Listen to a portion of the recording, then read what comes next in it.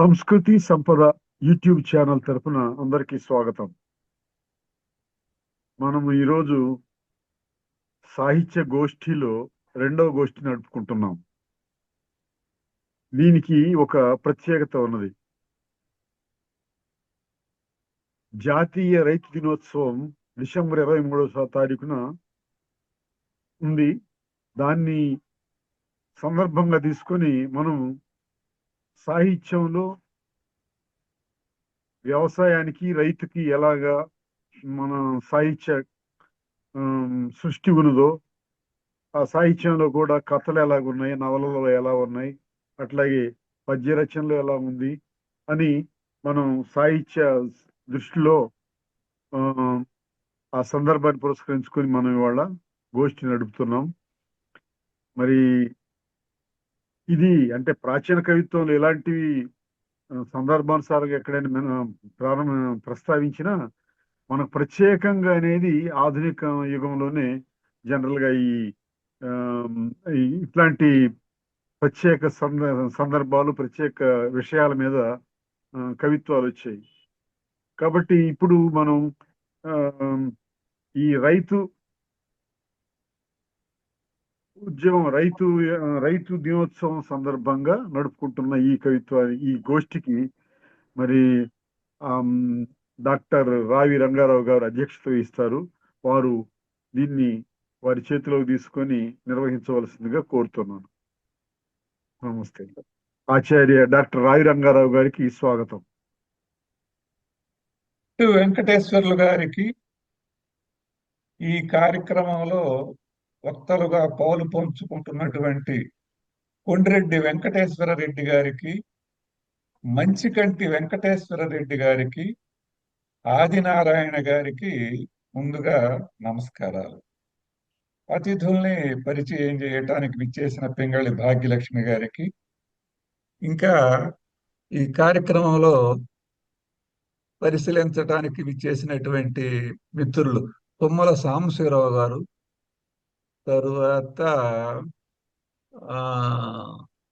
కొంతమంది పేర్లు నేను ఎందుకు చెప్పట్లేదంటే వీళ్ళు మీ మీ ఈ ఛానల్కి వచ్చేటప్పుడు మీ అకౌంట్ పేరు కనపడితే ఆ కనపడిన పేర్లు మాత్రం చెప్పాను అనమాట. మిగతా కొంతమంది పెద్దలు పాల్గొన్నారు. అందరికీ నమస్కారాలు.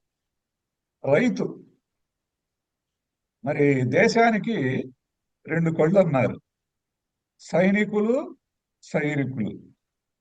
సైనికులకి రకరకాల పద్ధతుల్లో వాళ్ళకి ప్రభుత్వం తగినటువంటి సదుపాయాలన్నీ కల్పిస్తూ ఉంది, వాళ్ళకి మంచి సంక్షేమాలన్నీ జరుగుతూ ఉన్నాయి. మరి సైనికులకి అంటే రైతులకి పెద్దగా సమకూర్చడం లేదు, రైతు ఎప్పుడు కూడా ఇబ్బందుల్లోనే ఉంటున్నాడని చాలా మంది భావించేటటువంటి సత్యం కూడా. అలాంటి రైతుల గురించి డిసెంబర్ 23 మరి అంతర్జాతీయ రైతు దినోత్సవం అని ఒకటి ఉండటం, ఆ సందర్భంగా బిట్టు వెంకటేశ్వర్లు గారు రైతు సాహిత్యం మీద ఒక గోష్ఠి కార్యక్రమం పెడదామని ప్రతిపాదించటం, దీనికి వక్తలు మాట్లాడటానికి ముందు రావటం ముందుగా ప్రశంసనీయం, అభినందనీయం. ఇప్పుడు మనం మూడు అంశాలు అన్నమాట, ముగ్గురు వక్తలు. రైతు కవిత్వం, ఈ రైతు సాహిత్యంలో ఒక భాగం ఏంటంటే రైతు కవిత్వం. ఈ రైతుల గురించి కవిత్వం ప్రాచీన కాలం నుంచి ఈనాటి వరకు కూడా ఎలా వచ్చింది, ఏ కవులు ఎలా రైతుని సంభావించారు అనేది కొండ్రెడ్డి వెంకటేశ్వర రెడ్డి గారు మాట్లాడతారు. ఆ తర్వాత మంచికంటి వెంకటేశ్వర రెడ్డి గారు రైతు మీద వచ్చినటువంటి కథల గురించి పరామర్శిస్తారు. ఆ తర్వాత రైతు నవలగా పేరుకొచ్చినటువంటి మట్టి మనిషి అనే నవల గురించి ఆదినారాయణ గారు మాట్లాడతారు. ముందుగా ఇప్పుడు భాగ్యలక్ష్మి గారిని నేను కోరుతున్నాను, కవిత్వంతో మొదలు పెడదామని ఉద్దేశం. కొండ్రెడ్డి వెంకటేశ్వర రెడ్డి గారు వారు రైతు కవిత్వాన్ని గురించి మాట్లాడతారమ్మా. భాగ్యలక్ష్మి గారు కొండ్రెడ్డి వెంకటేశ్వర రెడ్డి గారిని పరిచయం చేయమ్మా. అదే డిసెంబర్ 23న జాతీయ రైతు దినోత్సవం సందర్భంగా రైతు సాహిత్యంపై గోష్ఠి పెట్టి ఈ సభలో ముగ్గురు ఉద్దండ పండితులైన సాహితీవేత్తలను పరిచయం చేసే మహద్భాగ్యాన్ని నాకు కలిగించిన బిట్టు వెంకటేశ్వర్లు గారికి, డాక్టర్ రావి రంగారావు గారికి నా ధన్యవాదాలు, వందనాలు తెలియజేస్తున్నాను. ముందుగా కొండ్రెడ్డి వెంకటరెడ్డి గారిని పరిచయం చేసుకుందామండి. శ్రీ కొండ్రెడ్డి వెంకటేశ్వర రెడ్డి గారికి అభినందన చందన మందార మాలలు. వినరండి, సాహిత్యమే ఊపిరిగా నింపుకొని గగనతలం నుండి భూమాత పొత్తిళ్లలో ఒదిగిన భూమి పుత్రుడు మన కొండ్రెడ్డి వెంకటేశ్వర రెడ్డి గారి వైభవం. ప్రకాశం జిల్లా పెదచెర్లోపల్లి మండలంలోని బుడ్డారెడ్డి పల్లెలో కొండ్రెడ్డి సుబ్బారెడ్డి, కోటమ్మ పుణ్య దంపతుల ఇంట వరాల పుత్రునిగా జన్మించిన కొండ్రెడ్డి వెంకటేశ్వర రెడ్డి గారి ప్రాభవం కమనీయం, రమణీయం. వీరి విద్యారంగ ప్రతిభా పాఠవాలు. వీరి శ్రీమతి పేరు కోటేశ్వరమ్మ గారు. వీరికి పంచరత్నాలు లాంటి 5గురు సంతానం. అందరూ కూడా మంచి మంచి పొజిషన్స్ లో ఉన్నారు. వీరు బిఎస్సి బిఈడిని విజయవంతంగా పూర్తి చేసి సైన్స్ ఉపాధ్యాయులుగా, హెడ్ మాస్టర్గా, మండల విద్యాశాఖ అధికారిగా వివిధ హోదాల్లో పనిచేసి విద్యార్థుల్ని ఉత్తమ పౌరులుగా తీర్చిదిద్దారు. వీరు ప్రవృత్తిగా సాహిత్యాన్ని ఎంచుకొని సాహిత్యంలో ఆకాశమంత ఎత్తు ఎదిగారు. కవిగా, రచయితగా, విమర్శకునిగా, చిత్రకారునిగా అన్నింటా ఎనలేని కీర్తి ప్రతిష్టలు గడించారు. వీరు చిత్రలేఖనంలో కూడా అందవేసిన చెయ్యి. శ్రీ శ్రీ తిలక్ నాగభైరవ గారు, సినారే గారంటే ఎనలేని అభిమానం వీరికి. వీరు రాసిన గ్రంథాలని ఒకసారి పరిశీలిద్దాం. మట్టి తడి బంధాల్లో, అంకుర స్పర్శ, ఊపిరి సంతకం, ఎప్పటికీ కొత్తగానే, వాకిలి తెరవని వాన లాంటి కవితా సంపుటాలు, రైతు కావ్యాలైన దుక్కి చూపు, నాగేట గారు, విలయ గీతిక, జీవన పదం లాంటి దీర్ఘ కవితలు రాశారు వీరు. నానీల సంపుటాలైన చిరిగింతలు, చింతనలు కూడా రాశారు. అలాగే విలక్షణ నేత్రం పేరుతో 1000కి పైగా చందోబద్దు పద్యాలు, ఆట వెలిదులు అద్భుతంగా రాశారు. సాహిత్య విమర్శన గ్రంథాలైన ఆలోకనం, నవదృక్పథం, శివారెడ్డి గారి పీఠికలు, అడిగోపుల అభ్యుదయ కవిత్వం, ఏనుగు నరసింహారెడ్డి సాహిత్య రంగం, నవ్యావలోకనం లాంటి విమర్శనా గ్రంథాలు పాఠకుల్ని ఎంతగానో అలరిస్తాయి. ఇంకా నాటక విజం, కవిత్వ దీపశిఖ, కవిత్వమై కురిసిన కవి, వీరారెడ్డి సాహిత్య దీప్తి, డాక్టర్ మౌని సాహిత్యం, సామాజికత లాంటి విమర్శనా గ్రంథాలు వీరు రాసి అందరి ప్రశంసలు అందుకున్నారు. కదిలించే కళలు శీర్షికన కవులు, రచయితల పరిచయాలకు కూడా వీరు చాలా అద్భుతంగా రాశారు. కొండ్రెడ్డి వెంకటేశ్వర రెడ్డి గారి సాహిత్యం మీద అనేక పరిశోధనలు కూడా జరిగాయి. దుక్కిచూపు దీర్ఘ కవిత్వంపై మద్రాసు విశ్వవిద్యాలయంలో ఎంఫిల్ చేశారు. విలక్షణ క్షేత్రం పద్య కావ్యంపై నాగార్జున విశ్వవిద్యాలయంలో ఎంఫిల్ కూడా చేశారు. వీరి సాహిత్యం మొత్తంపై కూడా నాగార్జున విశ్వవిద్యాలయంలో పిహెచ్డి కూడా చేశారు. ఇంకా మరో గ్రంథంపై వెంకటేశ్వర విశ్వవిద్యాలయంలో ఎంఫిల్ చేస్తున్నారు ఒక సాహితీవేత్త. వీరి గ్రంథాలు దీనిని బట్టి చూస్తే వీరి గ్రంథాలు ఎంత విలువైనవో మనం అర్థం చేసుకోవచ్చు. వీరు కాలమిస్ట్ గా కదిలించే కళలు శీర్షికన 300 మంది కవుల్ని పరిచయం చేశారు. చాలా అద్భుతంగా ఉందండి ఇది. వీరు పురస్కారాలు అందిపుచ్చుకోవడంలో కూడా అందవేసిన చెయ్యి.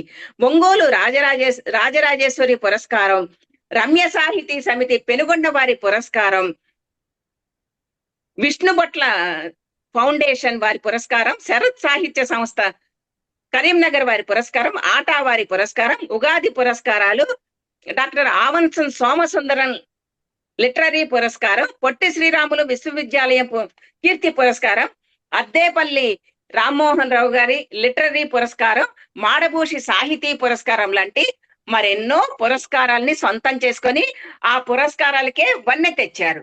వీరు అనేక పదవుల్ని కూడా అలంకరించారు. కనిగిరి సాహితీ సభ అధ్యక్షులుగా, ఇంకా ఆంధ్రకేసరి విశ్వవిద్యాలయం పాలక మండలి సభ్యులుగా కొనసాగుతూ ఆ పదవులకే వన్నె తెస్తున్న శ్రీ కొండ్రెడ్డి వెంకటేశ్వరరావు గారు సాహిత్యంలో మరెన్నో అద్భుతాలు సృష్టించాలని కోరుకుంటూ వారికి నా శుభాకాంక్షలు, జేజేలు, వందనాలు అర్పిస్తున్నాను. ధన్యవాదములండి. సంతోషం భాగ్యలక్ష్మి గారు. కొండ్రెడ్డి గారు స్వాగతం. రైతు కవిత్వాన్ని గురించి మీ ప్రసంగాన్ని పూర్తి చేయవలసిందిగా కోరుతున్నా.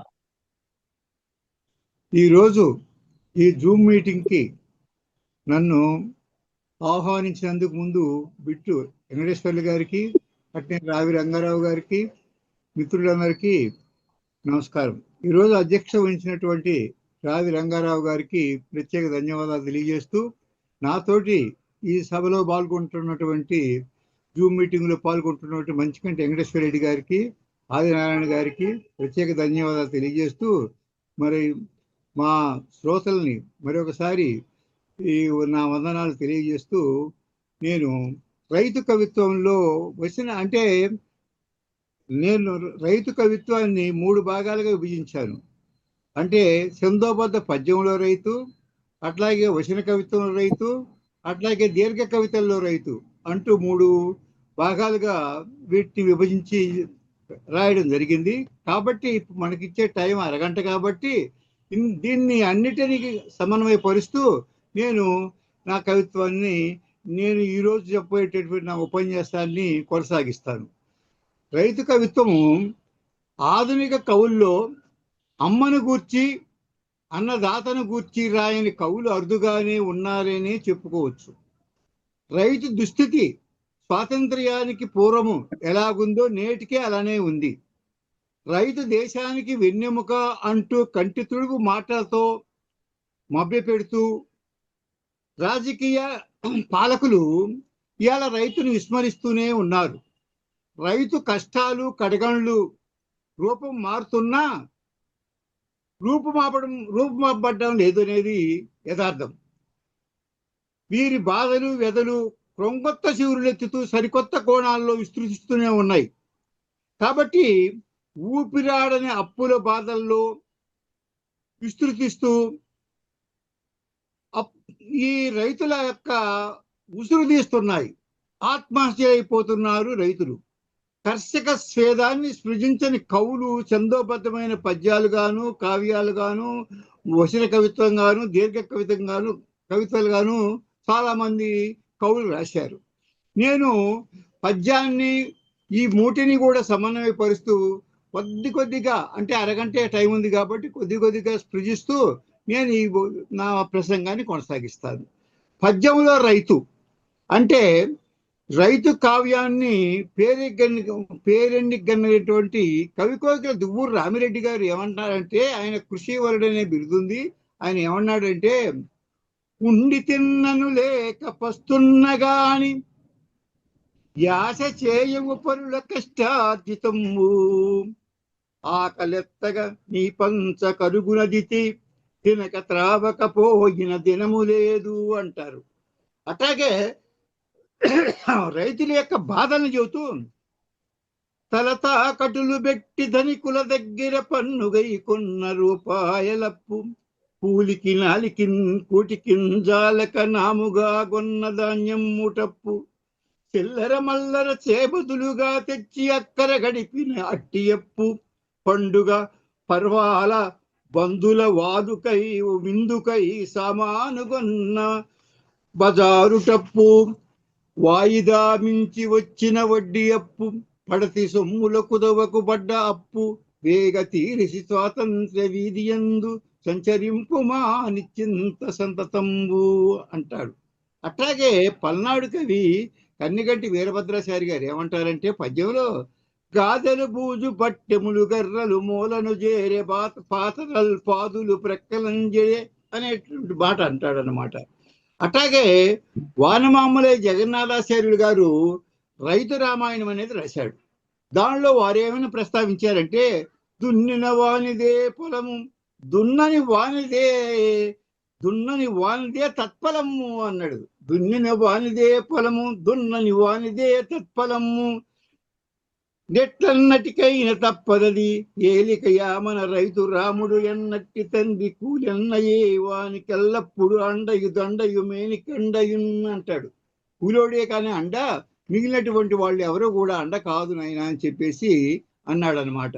అట్లాగే మరి తుమ్మల సీతారామూర్తి గారు ఏమన్నారంటే, ధరలు పడిపోయే సెజంబు తక్కువాయే శిస్తు మెండాయనింకేమి చేయుదోయి, నిర్జనారణ్యమే నీకు నిలవటోయి, కర్షక ఇది ఏనాటి కర్మమోయి అంటూ వాపోయాడు ఆయన.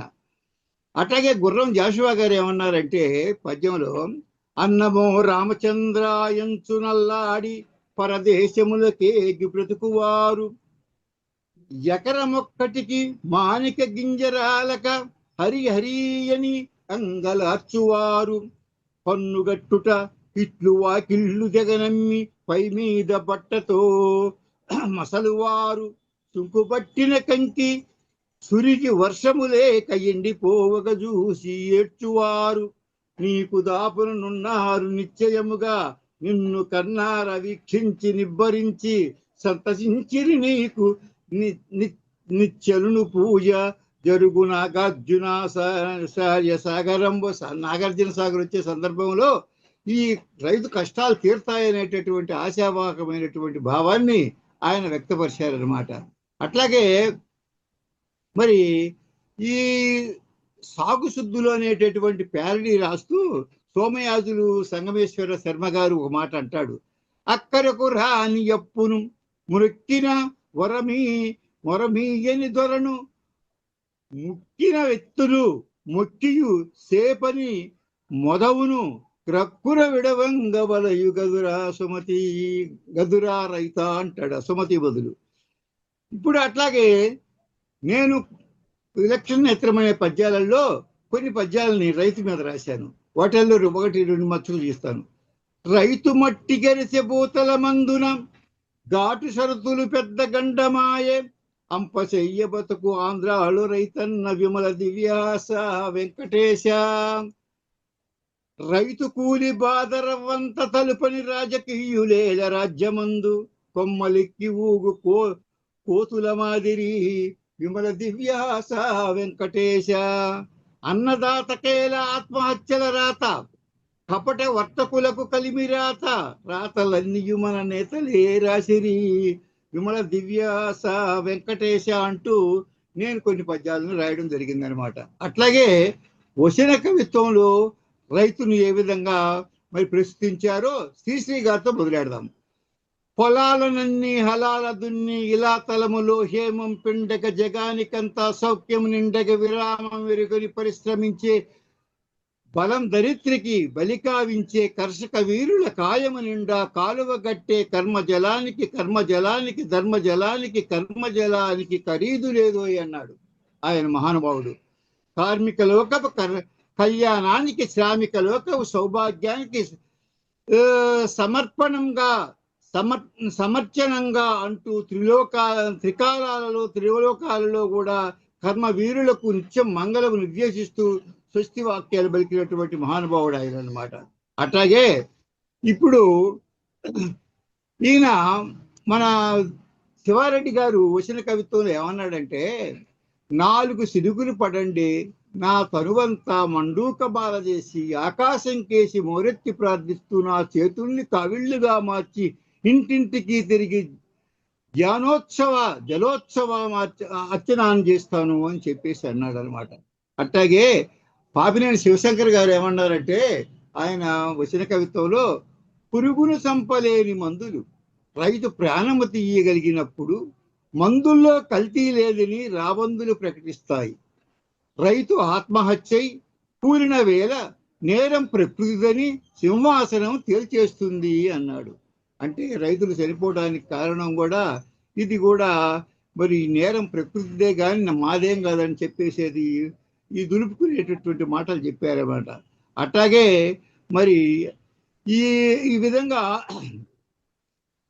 నగర పద్యం అనేటటువంటి దాంట్లో ఎన్ గోపి ఏమంటాడంటే, కవిత్వం పల్లె జ్వరముతో కలవరిస్తుంది, నగరం గలగలా నవ్వుతుంది గాని దానిలోంచి పల్లెలు రాలిపోతున్న చప్పుడు, పల్లెల సూర్యోదయాన్ని లాగేసుకుని సిటీ నియాన్ లైట్లు వెలుగుతున్నాయి అని చెప్పి ఏ విధంగా పల్లెలకు దోపిడీ జరుగుతుంది, సిటీలు బాగుపడ్డాయి అనేటటువంటి మాట ఆయన చెప్పుకొచ్చాడు. వరవర్రావు గారు ఒక మాట అంటాడు, కష్టజీవి చెమట చుక్క చెప్పని సత్యం, కష్టజీవి ఆకలి డొక్క చెప్పని సత్యం, కష్టజీవి కన్నీటి చుక్క చెప్పని సత్యం, కష్టజీవి పోరాడే రెక్క చెప్పని సత్యం. ఈ చెమట చుక్కలో ఉందనేటటువంటి బాధ ఆయన వ్యక్తీకరించాడు. అట్లాగే ఆలికాగ్రాన్ని పిడికిలెత్తేటువంటి నేను ఒక కవితలో ఏమన్నానంటే, దగ్ధ దేహపు కోణల్లో ఇంకిన నిత్తుడి చుక్కల్ని శ్రమతో చెమట చినుకులుగా పిండుకొని భూమిని అభిషేకిస్తూ భక్తిని సృష్టించి ఆఖరి ఆగ్రహాన్ని అనసే స్వేదమూర్తి కృషివలుడు అని చెప్పి ఆయనకు ఒక నిర్వచనాన్ని ఇచ్చారనమాట. అక్కడే జూపల్లి ప్రేమచందు ఆయన పదును అనేటటువంటి కవితలో ఈ ఎడారి ముఖాలపై, ఈ ముడతలు తీరిన ముఖాలపై చినుకు చింత తప్ప కాసింత చిగురింత కనిపించదు. ఇక్కడ జీవితం మిథ్య. జీవితం అంటే నగ్నంగా నాగలి మీద సిలువ ఎక్కడం, మేసేందుకు మేత లేదు, తాగేందుకు గుక్కెడు నీళ్లు లేవు అంటూ ఆయన బాధను వ్యక్తీకరించాడు. అట్లాగే మరి కాటకట దయానంద ఒక మాట అంటాడు, నాన్న నా మీద కూడా కాసిని విత్తులు చల్లి నాటవు, నేను మొలిసి మొలకెత్తుతాను, పంట చేను కావాలని ఉంది నాకు అంటాడు. అంటే మొక్కలు మొలవని సందర్భాల గురించి చెబుతూ నేనన్నా మొలుస్తానన్నా నీకు సహాయంగా అని చెప్పి మాట ఆయన అంటాడనమాట. అట్లాగే సన్నపరెడ్డి వెంకట్రామరెడ్డి గారు ఏమన్నారంటే, వాడి మాడే పైరు మా గుండెలపై కుదిపిన కందిరీగల తుట్టి అవుతుంది, నెర్రెలెత్తిన వెర్రిదైన భూమి మా నచ్చడిపై రక్త పింజర్ల కలవతుట్టులవుతున్నాయి, మాడి మసైపోతున్న పైరు కన్నీటి చుక్కలై నా కళ్ళ మేఘాల్లోంచి దారుతున్నాయి అంటాడనమాట. మట్టి పువ్వు అనేటటువంటి కవితలో యార్లగడ్డ రాఘవేంద్రరావు గారు మాట్లాడతాడు, నాన్నను చూస్తే నాకెందుకు గెన్నడు ఊడ్పులెరుగని పొలాన్ని చూసినట్లుంది, నాన్న కళ్ళు తడించిపోయిన పంట కాలు వల్ల నా గుండెను పిండేస్తుంటాయి అని అన్నాడు అనమాట. అట్లాగే మరి దర్భసేని శ్రీనివాసాచార్య గారు ఓ మాట అంటాడు పొలం గొంతుకు అనేటటువంటి కవితలో, నేల మీది పంటలన్నీ పచ్చికను నుదుల్ని అడవుల్ని దేశీయుల రక్త మాంసాల్ని తేజస్సును కొల్లగొడుతూ వర్ధిల్లుతూ ఏలుతూ ఎందరిప్పుడు ఎన్నెన్ని అండమాన్ జైళ్లు కావాలి ఇప్పుడు అని చెప్పేసి అంటారు. కొండేపూడి నిర్మల గారు ఒక మాట అంటాడు, ఒక్క పంట చేతికొచ్చినా సగం అప్పు తిప్పి కొట్టేయొచ్చు అనుకున్నాము, పైసలన్నీ కుప్పబోసినా కరెంటు బిల్లుకు చేతనైతే లేదు, ఇత్తు మలిసినట్టే ఉంటది గాని గత్తరొచ్చిన బిడ్డ లెక్క కర్ణాటక అది మాడిపోతూనే ఉంది అంటారు. అదేవిధంగా మరి మంచికంటి వెంకటేశ్వర రెడ్డి గారు ఆయన కవిత్వంలో ఒక మాట అన్నాడు, మేం అడుగుతున్నాం తండ్రి వెండి బంగారు సింహాసనాల తేరగా తినే పదవుల్లా, ఏడాదంతా ఒళ్ళు ఓనం చేసుకుని కడుపు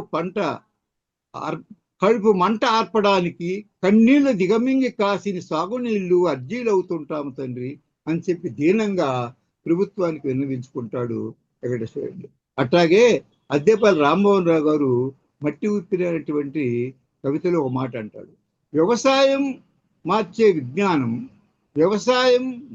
విజ్ఞానం మృత్యువుని శ్వాసించే లక్షణం, వాడొక టెర్మినేట్ అండ్ ట్రైటర్, మృత్యు బీజాల్ని జీవనం కోసం తప్పించే ముఖ క్షేత్రాల్లో చల్లుకుంటూ పోతాడు అని చెప్పేసి అంటాడు.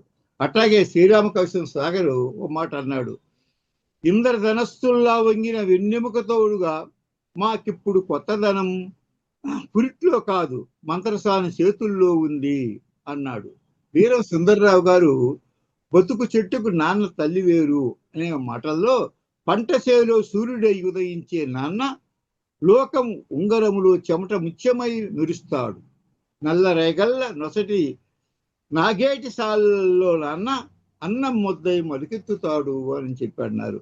అట్లాగే కౌముది అమరజీవి కౌముది ఆయన ఒక మాట అన్నాడు రైతుని గురించి, మనిషి శ్వాసించడం మరిచినప్పుడల్లా నాగలి శ్వాసించడం నేర్పుతుంది, కర్రు మన 5 ఏళ్లుగా రూపాంతరీకరించుకొని నా నోటికి జీవగంజిని అందించే కన్న తల్లికి మళ్ళీ ఉంది అని చెప్పేసి ఆయన ఒక మాట అన్నాడు. అట్లాగే శిల్లార్ భవానీదేవి గారు టెర్మినేటర్ అనేటువంటి కవితలో మేధో సంపత్తికి హక్కులు, కుట్రలు, టెర్మినేటర్, టెక్నాలజీ, జీన్స్ మార్పిడిలో పునర్జన్మ లేని ప్రాణ బీజానికి రైతు డబ్బు గల్లపై ఎంత మోహమో అంటారు.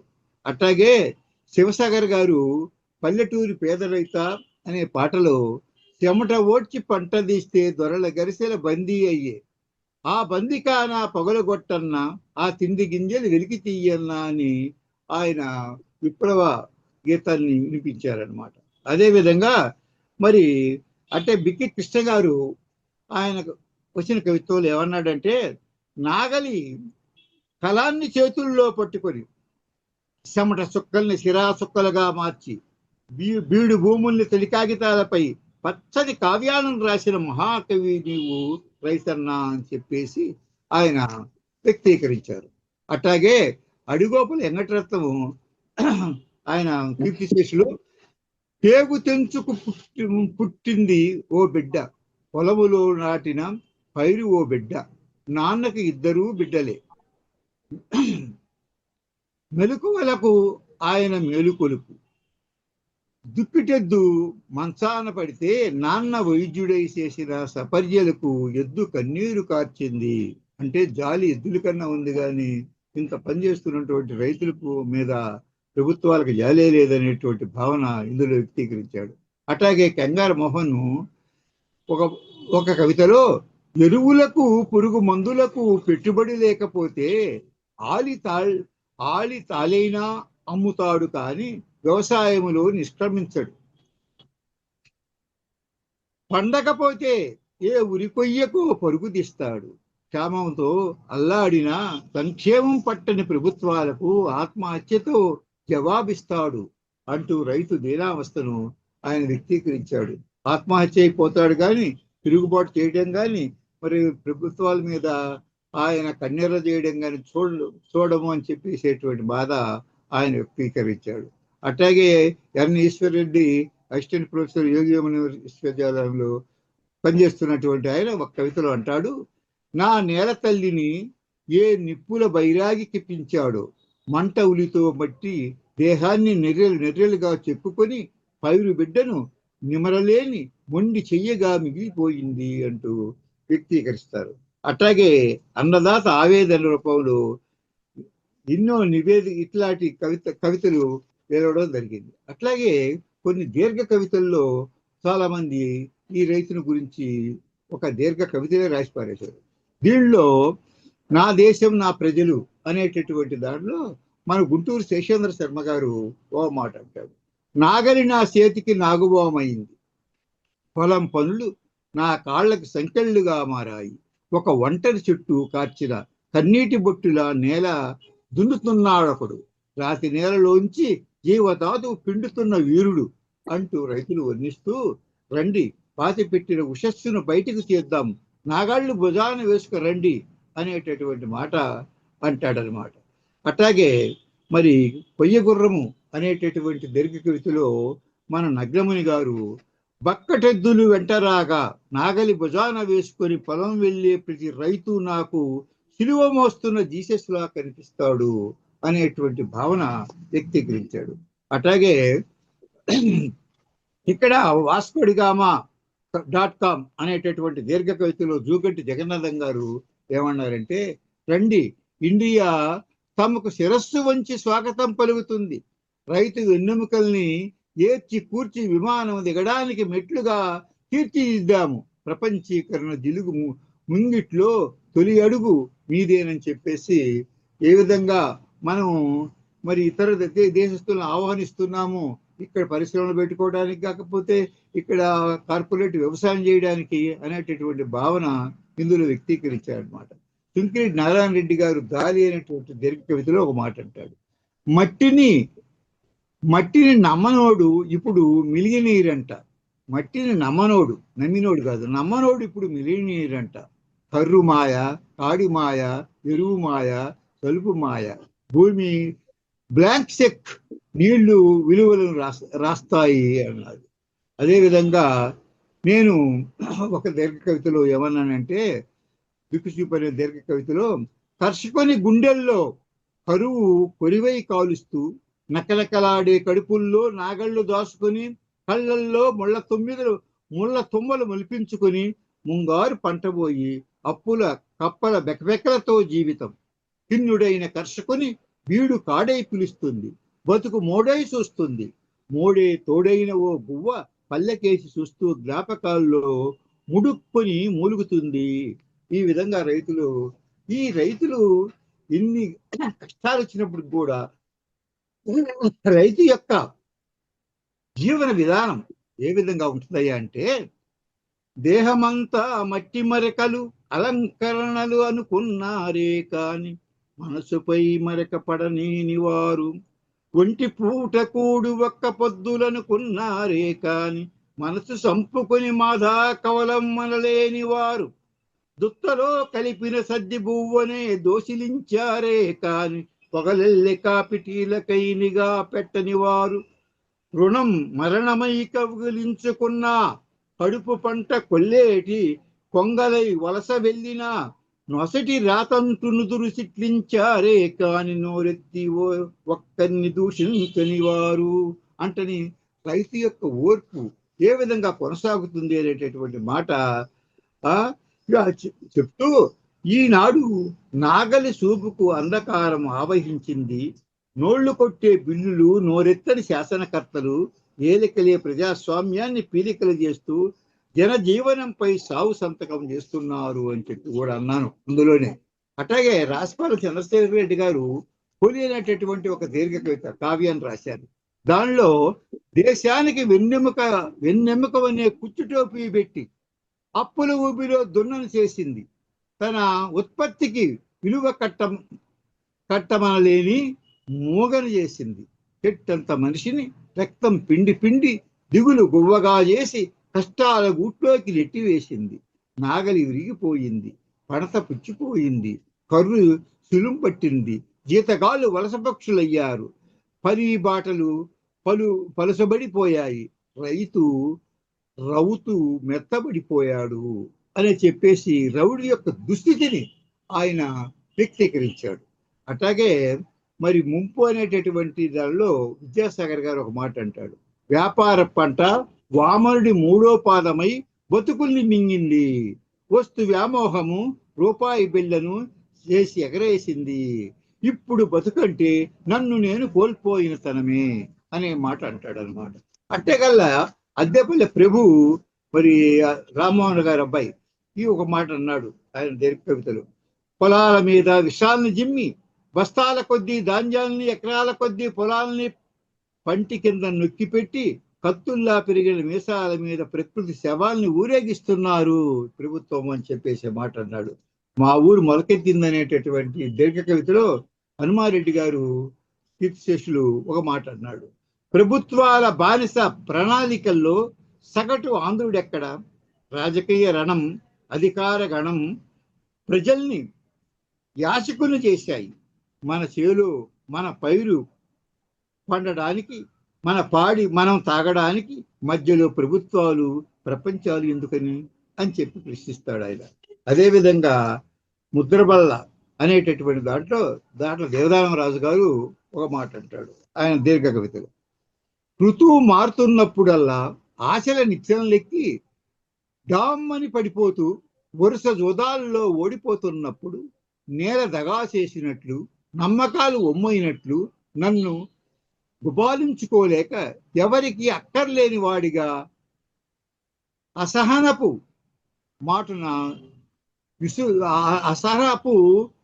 మాటలు విసురుతుంటాను అన్నాడు.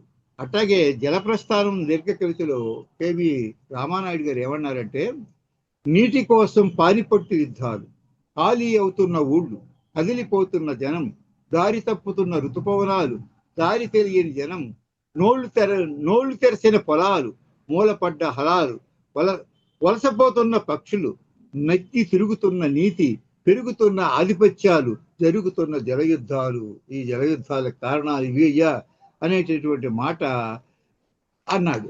అదేవిధంగా మనం గమనించాల్సింది ఏమిటంటే, నా నా భావన, పిడిగిట బువ్వ ముద్దగా పిసికినప్పుడల్లా ప్రభుత్వం గొంతు పిసికిన రైతు గుర్తుకు రావాలి. ముక్కుతో మానవత్వ అంచుల్ని కత్తిరించే కంప్యూటర్ పక్షికి మనమంతా ప్రేమ మమకారాల గూడెల్లి అందులో కూర్చోబెట్టి గుండెల్లో దాచుకుంటున్నాము. యాంత్రిక బతుకు పాదాల కింద నలిగి ఘోషిస్తున్నాము. ప్రేమ, త్యాగం, శీలం తెగినటువంటి తంతువులపై ఆలపించే అపశృతి రాగాలను వ్యక్తిత్వ వికాసంగా మన పిల్లలకు నేర్పిస్తున్నాము. కృత్రిమ హావభావాలు, మనిషి ఆలోచనలు అంగడి సరుగ్గా మార్చిపారేసి లోటును పరమాత్మగా భావిస్తున్నాము. ఎక్కడ చూసిన జనకాలుష్యం, ధనకాలుష్యంతో పాటు శ్రమదోపిడీ లాంటి అమానవీయమైనటువంటి పనులెన్నో జరుగుతున్న సమాజం ఇది. రైతు బ్రతికితేనే రాజ్యం పచ్చపచ్చగా 10 కాలాల పాటు బతుకుతుంది.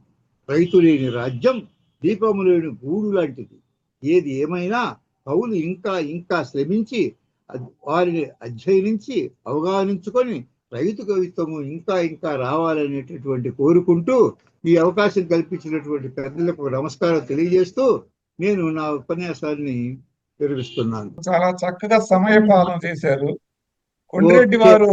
ఇది రైతు కవిత్వం, రైతు సాహిత్యం అంటే ఒక సముద్రం అన్నమాట. ఇది ఎక్కడ మూగుతాం, ఎక్కడ తేలుతాం, అంత గొప్ప సంపద అది. ఇక్కడ మరి శ్రీనాథుడు కూడా వ్యవసాయం చేసి ఆయన ఎంత పాపం నష్టపోయాడు. పోతన వ్యవసాయం చేశాడు, కదా. అట్లాగే మనకి తుమ్మల సీతారామమూర్తి గారు వ్యవసాయం చేసేవాడు, కొసరాజు రాఘవయ్య గారు కూడా వ్యవసాయం చేసేవాడు. ఎట్లా ఏంటంటే చాలా మంది కవులు వాళ్ళు కవిత్వం కూడా రాస్తూ వ్యవసాయం కూడా చేస్తూ కూడా ఈ ఈ వ్యవసాయంలో చాలా నష్టపోయినటువంటి వాళ్ళు. ఊరు రామిరెడ్డి గారు రైతుల గురించి చెప్పిన పద్యం అనేది నిజంగా ఏంటంటే, అది ఫలములు మెక్కెడివారు తత్ఫల రసాస్వాద క్రియా లోలురై పలుమారు మధురత్వముతుల సంభావింతురే కాని తత్ఫల హేతుక్రమ వృక్షమున్ తలపరు ఎవ్వారైనా. అట్లే రమాయి కలితులు భోగములను భుజించుచు నేను కన్నెత్తియుంచుతురే అన్నారు. 5వ తరగతి పిల్లాడు ఒక అబ్బాయి అన్నాడు, రైతుని వెన్నెముక అన్నారు అందరూ, అందుకే రైతు ఎప్పుడు వెనకబడే ఉంటున్నాడు అన్నాడు. కాబట్టి 5వ తరగతి పిల్లాడండి. ఇంకా గొప్ప అంటే రైతు యొక్క గొప్పతనాన్ని నిజంగా కవి గారు ఎలా, సైనిక నీవు భారత క్షమాతలాత్మ గౌరవ పవిత్రమూర్తివి. ఎంత అద్భుతమైనటువంటి మాట రైతు నిజంగా పద్యాలు. సైనిక నీవు భారత క్షమాతల ఆత్మగౌరవ పవిత్రమూర్తివి, శూరమణివి. అది రైతు యొక్క గొప్పతనాన్ని గురించి కవులు అంత బలంగా చెప్పారు.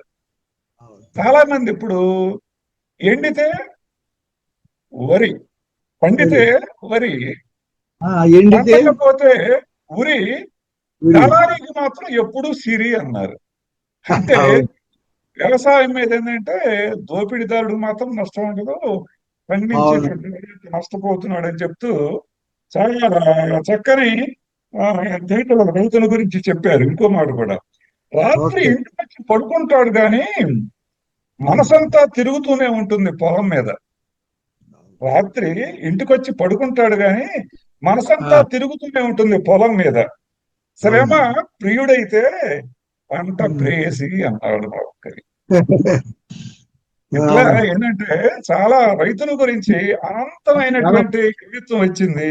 అది పద్యాల్లో వచ్చింది, వచన కవిత్వంలో వచ్చింది, తర్వాత మరి దీర్ఘ కవితల్లో వచ్చింది. అద్భుతమైనటువంటి కవితలు ఎన్నో వచ్చినాయి. అది ఇప్పుడు మనం ఒక ముక్కలో ముగించేది కాదు. శ్రామిక జీవనం ఒక యోగం, చెమట చిందించటం ఒక భోగం, శ్రమ దోపిడి ఒక రోగం అన్నాడు. రైతుని దోపిడీ చేసినట్టు వ్యవస్థ అంతా కూడా అంతరించాలని రైతు రాజ్యం రావాలని మనం కోరుకుంటూ ఇప్పుడు మంచికంటి వెంకటేశ్వర రెడ్డి గారి గురించి సమీక్ష వారి పరిచయం చెప్పమ్మా పింగళ భాగ్యలక్ష్మి గారు. అలాగే, నమస్తే అండి. మంచికంటి వెంకటేశ్వర రెడ్డి గారు రైతు కథల గురించి ప్రసంగిస్తారండి. వారిని మనం ఇప్పుడు పరిచయం చేసుకుందాం. శ్రీ మంచికంటి వెంకటేశ్వర రెడ్డి గారికి అమూల్యాక్షర అభినందన రత్న మాలిక. అందమైన జాబిలమ్మ వెన్నెల్లో నుంచి అచ్చ తెనుగు మహారాజు వలె బంగారు కాంతులు వెదజల్లుతూ విద్యాదానమే ఊపిరిగా నింపుకొని గగన తలం నుండి భూమాత పొత్తిళ్లలో ఒదిగిన సరస్వతీమాత వరాల పుత్రులు మన మంచికంటి వెంకటేశ్వర రెడ్డి గారు. తండ్రి నరసారెడ్డి గారు, తల్లి వెంకటరత్నమ్మ పుణ్య దంపతుల ఇంట ప్రకాశం జిల్లా సింగరాయకొండ మండలంలోని కలికిబాయిలో వారి వరాల పుత్రునిగా జన్మించారు. వీరు ఉన్నత విద్యను విజయవంతంగా పూర్తి చేశారు. సరస్వతీదేవిని ముగ్గుపాలతో అవపోసన పట్టిన వీరు ఉపాధ్యాయ వృత్తిని ఎంచుకొని విద్యార్థుల్ని దేశం గర్వించతగ్గ ఉత్తమ పౌరులుగా తీర్చిదిద్దుతున్నారు. అన్ని దానాల్లోకెల్లా విద్యాదానం గొప్పది అన్న నానుడిని నిజం చేస్తూ శాంతివనం ఫౌండేషన్ ని నాయుడుపాలెంలోని చీమకుర్తి మండలంలో పెట్టారు. విద్యలో వారు చేస్తున్న ప్రయోగాలు తెలుసుకుందాం. శాంతివనం పిల్లల అనుభవాలు, ప్రయోగాలు. బడి ఎలా ఉంది, ఎవరి కోసం?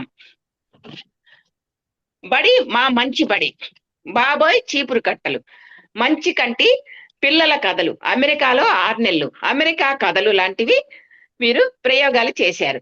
మంచికంటి వెంకటేశ్వర రెడ్డి గారు ఉపాధ్యాయ వృత్తిలో ఎంతో గొప్పగా రాణిస్తూనే ప్రవృత్తిగా సాహితీ రంగాన్ని ఎంచుకొని 2 దశాబ్దాలుగా సాహిత్యంలో కూడా అందరి మన్ననలను అందుకుంటున్నారు. మంచికంటి వెంకటేశ్వర రెడ్డి గారు సాహిత్యంలో అనేక ప్రక్రియలు రాశారు. కవితల విషయానికి వస్తే వసంత ఊసెత్తకు, నీటి పొద్దు, మేం పావురాలను ప్రేమిస్తాం, జీవితము, యుద్ధము, శాంతి, ప్రకృతి కవిత్వం లాంటి కవితా సంపుటాలను వీరు ప్రచురించారు. అలాగే మిత్తవ, మహారాజులు, చదువు చదువు చదువు, అంబేద్కర్ మనవాడు లాంటి కథా సంపుటాలను కూడా వీరు వెలువరించారు. ఇంకా గబ్బి గీము అనే నవలని కూడా వీరు ప్రచురించారు. అలాగే వీరు ఆరోగ్యమే మహాభాగ్యము అన్న చందాన సైకిల్ యాత్ర, మోటార్ సైకిల్ యాత్ర చేసి ఆ విశేషాలన్నింటినీ అందంగా అక్షరీకరించి సైకిల్ యాత్ర పుస్తకం, మోటార్ సైకిల్ యాత్ర దర్శనం అనే పుస్తకాలని కూడా రాసి అందరినీ అలరించారు. వీరి రచనలకు గాను అనేక పురస్కారాలను కూడా సొంతం చేసుకున్నారు. తానావారి పురస్కారం, అజోవిబో పురస్కారం, అలాగే కథలకు, లెక్కకు మిన్నగా పురస్కారాలు అందుకొని అందరి మన్ననలను అందుకున్నారు. ఇంకా వీరు గ్రంథాలయ ఉద్యమాన్ని మొదలుపెట్టి 2 తెలుగు రాష్ట్రాల్లో కూడా అద్భుతంగా నిర్వహిస్తూ అందరి చేత ఔరా అనిపించుకుంటున్నారు. వీరు ముందు ముందు ఉత్తమ ఉపాధ్యాయ పురస్కారాల్ని సొంతం చేసుకుంటూనే సాహితీ రంగంలో కూడా మరింత గొప్పగా రాణించాలని కోరుకుంటూ శ్రీ మంచికంటి వెంకటేశ్వర రెడ్డి గారికి శుభాభినందనలు, జేజేలు, వందనాలు అర్పిస్తున్నాను. ధన్యవాదములండి. నాకు ఇంత మంచి వ్యక్తి గురించి పరిచయం చేసే అవకాశాన్ని కల్పించిన బిట్టు వెంకటేశ్వర్లు గారికి ప్రత్యేక ధన్యవాదాలు తెలియజేస్తున్నానండి. అలాగే రావి రంగారావు గారికి కూడా ధన్యవాదాలు తెలియజేస్తున్నాను. ఓకే అమ్మా భాగ్యలక్ష్మి గారు, చాలా సంతోషం. ఇప్పుడు ఈ వేదిక మీదకి చెండి లలిత్ గారు కూడా వచ్చారు. వారికి కూడా స్వాగతం పలుకుతున్నాను. మంచికంటి వెంకటేశ్వర రెడ్డి గారు వారు ఇప్పుడు రైతు కథల గురించి మాట్లాడతారు. వారిని కూడా 30 నిమిషాలు ప్రసంగించవలసిందిగా కోరుతూ వారిని ఆహ్వానిస్తున్నాను. అందరికీ నమస్కారం. ముఖ్యంగా ఈ యజ్ఞాన్ని ప్రారంభించిన బిట్టు వెంకటేశ్వర్లు గారికి, అధ్యక్షులుగా ఉన్న రావి రంగారావు గారికి, కొన్రెడ్డి గారికి, మిగిలిన సాహితీ మిత్రులందరికీ కూడా నమస్కారం. రైతు కథల్లో రైతు కథలు గురించి మాట్లాడే అర్హత ఖచ్చితంగా రైతు కథల గురించి రాసిన నాకు ఉందని నేను అనుకుంటున్నాను. ఈ రైతు కథల్లో ముఖ్యంగా ప్రాంతాల వారీగా కోస్తాంధ్ర, తెలంగాణ, రాయలసీమ 3 ప్రాంతాలకు సంబంధించిన అనేక వందల మంది కథకులు అనేక కథలు రాయటం జరిగింది. అన్ని కథల్ని మనం స్పృశించలేం కాబట్టి తక్కువ టైము లో మనం రైతుని గురించి గొప్పగా చెప్పుకోవడానికి మన తొలితరం తెలుగు కథకులు రాసిన రైతు కథల గురించి నేను మాట్లాడతాను. ఈ కథల్ని ఆంధ్రప్రదేశ్ అవతరణకు ముందు 1955కి ముందు ఎవరైతే ఈ రైతు కథలు రాశారో వాళ్ళ కథల్ని, అలాగే మన కోస్తాంధ్ర కథల్ని ఒక పార్ట్గా ఎంచుకున్నాను. మొదటగా తొలి తెలుగు రైతు కథ ఎవరు రాశారని చర్చకు వచ్చినప్పుడు కథానిక విమర్శకులంతా తిరుపునేని గోపీచంద్ రాసిన మమకారం అనే కథ 1941లో రాశారు. ఈ మొదటి రైతు కథానికగా దీన్ని మొదటగా గుర్తించారు. అయితే ఈ కథ మమకారం ఉత్తమ పురుష కథనంలో సాగుతుంది. సొంత పిల్లల మీద కన్నా పొలాల్ని ఎక్కువ మమకారంతో జోగయ్య మామ చూసుకునేవాడు అనే వాక్యంతో కథ ప్రారంభమవుతుంది. భార్య అనారోగ్యంతో చనిపోతుందని తెలిసినా తనకు భార్యకు రుణానుబంధం తీరిపోతుంది అనుకుంటాడు కానీ ఈయన పొలానికి చేనుకు నీళ్లు పెడుతూ ఈ నేలంతా తడిచిన తర్వాత వెళ్దామని అనుకుంటాడు కానీ ఇంటి దగ్గర భార్య చావు బతుకుల్లో ఉంది, ఆమె దగ్గరికి చివరి క్షణంలోనైనా వెళ్ళి ఆమె చివరి మాటలైనా విందామని అనుకోడు. సో అంత గొప్ప మమకారం పొలం మీద ఉంటుంది జోగయ్య మామకి. సో ఇది త్రిపురనేని గోపీచంద్ రాసిన మమకారం అనే ఒక చాలా గొప్ప కథ. అయితే ఆ తర్వాత క్రమంలో 1924లో శ్రీపాద సుబ్రహ్మణ్య శాస్త్రి రావులయ్య అనే కథను రాశారు. అయితే అది గ్రాంధికంలో రాయబడింది. ఇక్కడ మమకారం మాత్రం మాండలికంలోనే రాయటం జరుగుతుంది. కానీ ఈ శ్రీపాద అనేక గొప్ప గొప్ప కథలు రాసిన శ్రీపాద సుబ్రహ్మణ్య శాస్త్రి కూడా రావులయ్య అనే ఒక కథను రైతు కథను రాయటం జరిగింది. ఆ రోజుల్లో ఆయన గ్రాంధికంలో అన్ని కథలు రాస్తున్నారు కాబట్టి ఈ కథను కూడా గ్రాంధికంలో రాశారు. తర్వాత ఇంకా శ్రీపాద కంటే గోపీచంద్ కంటే ముందు 1912లో మాడపాటి హనుమంతరావు గారు ఎవరికి అనే కథను ఆయన కూడా గ్రాంధికంలోనే రాయటం జరిగింది. కాబట్టి అది గ్రాంధికమైన, వ్యావహారికమైన, మాండలికమైన కథ కథే కాబట్టి మొదటిగా రాసిన కథని మాడపాటి హనుమంతరావు గారు రాసిన కథగా ఈ రైతు కథని చెప్పుకోవడం జరుగుతూ ఉంది. ఇక కోస్తాంధ్ర కథలు రైతు జీవిత చిత్రణకి వచ్చినట్లయితే నెల్లూరు నుండి విజయనగరం వరకు గల 9 జిల్లాలను మనం కోస్తాంధ్ర జిల్లాలని మనకు తెలుసు. ఈ కోస్తాంధ్ర జిల్లాల్లో కథలు రాసిన, రైతు కథలు రాసిన కొంతమంది రచయితల గురించి నేను ప్రస్తావిస్తాను. వాళ్ళలో కవికొండల వెంకట్రావు, ఈయన రైతు జీవితాలనే కాక రైతు కూలీల జీవితాన్ని కూడా చాలా గొప్పగా చిత్రించడం జరిగింది. జమీందారీ కథలో జమీందారీ రద్దుతో, ఆ రోజుల్లో జమీందారీ పరిపాలన విస్తృతంగా జరిగే రోజుల్లో జమీందారీ పద్ధతిని ప్రభుత్వం రద్దు చేస్తుంది. రైతు అయిన తర్వాత ఇక రైతులు ఏమనుకుంటారు, ఈ జమీందారీ పద్ధతి రద్దు చేశారు కాబట్టి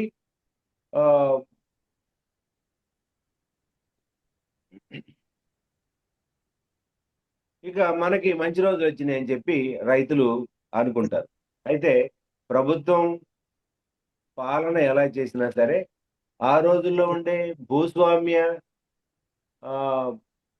రైతువారీ పద్ధతిలో అటు కౌలు రైతుల్ని, ఇటు సన్నకారు రైతుల్ని, ఇటు రైతు కూలీల్ని అందరినీ కూడా బాగా దోపిడీ చేసే పరిస్థితి ఉండటం వల్ల, వాళ్ళదే ఆధిపత్యం కావటం వల్ల భూమి వాళ్ళ దగ్గరే ఉండటం వలన ఈ రైతు వారి పద్ధతిని రద్దు చేసినప్పటికి కూడా ఈ జమీందారీ ఏ, రద్దుతో విలాసవంతమైన జీవితాన్ని అనుభవిస్తున్న జమీందారులు వాళ్ళు అలాగే వీళ్ళందరినీ కూడా ఇంకా ఆ, పీడించుతూనే ఉంటారు. అయితే ఈ జమీందారీ కథలో సారీ జమీందారీ రద్దుతో విలాసవంతమైన జీవితాన్ని అనుభవించిన చాలా మంది జమీందారులు కూడా ఆ రోజుల్లో చాలా అనేక కష్ట నష్టాలను కూడా ఆ, పడతారు.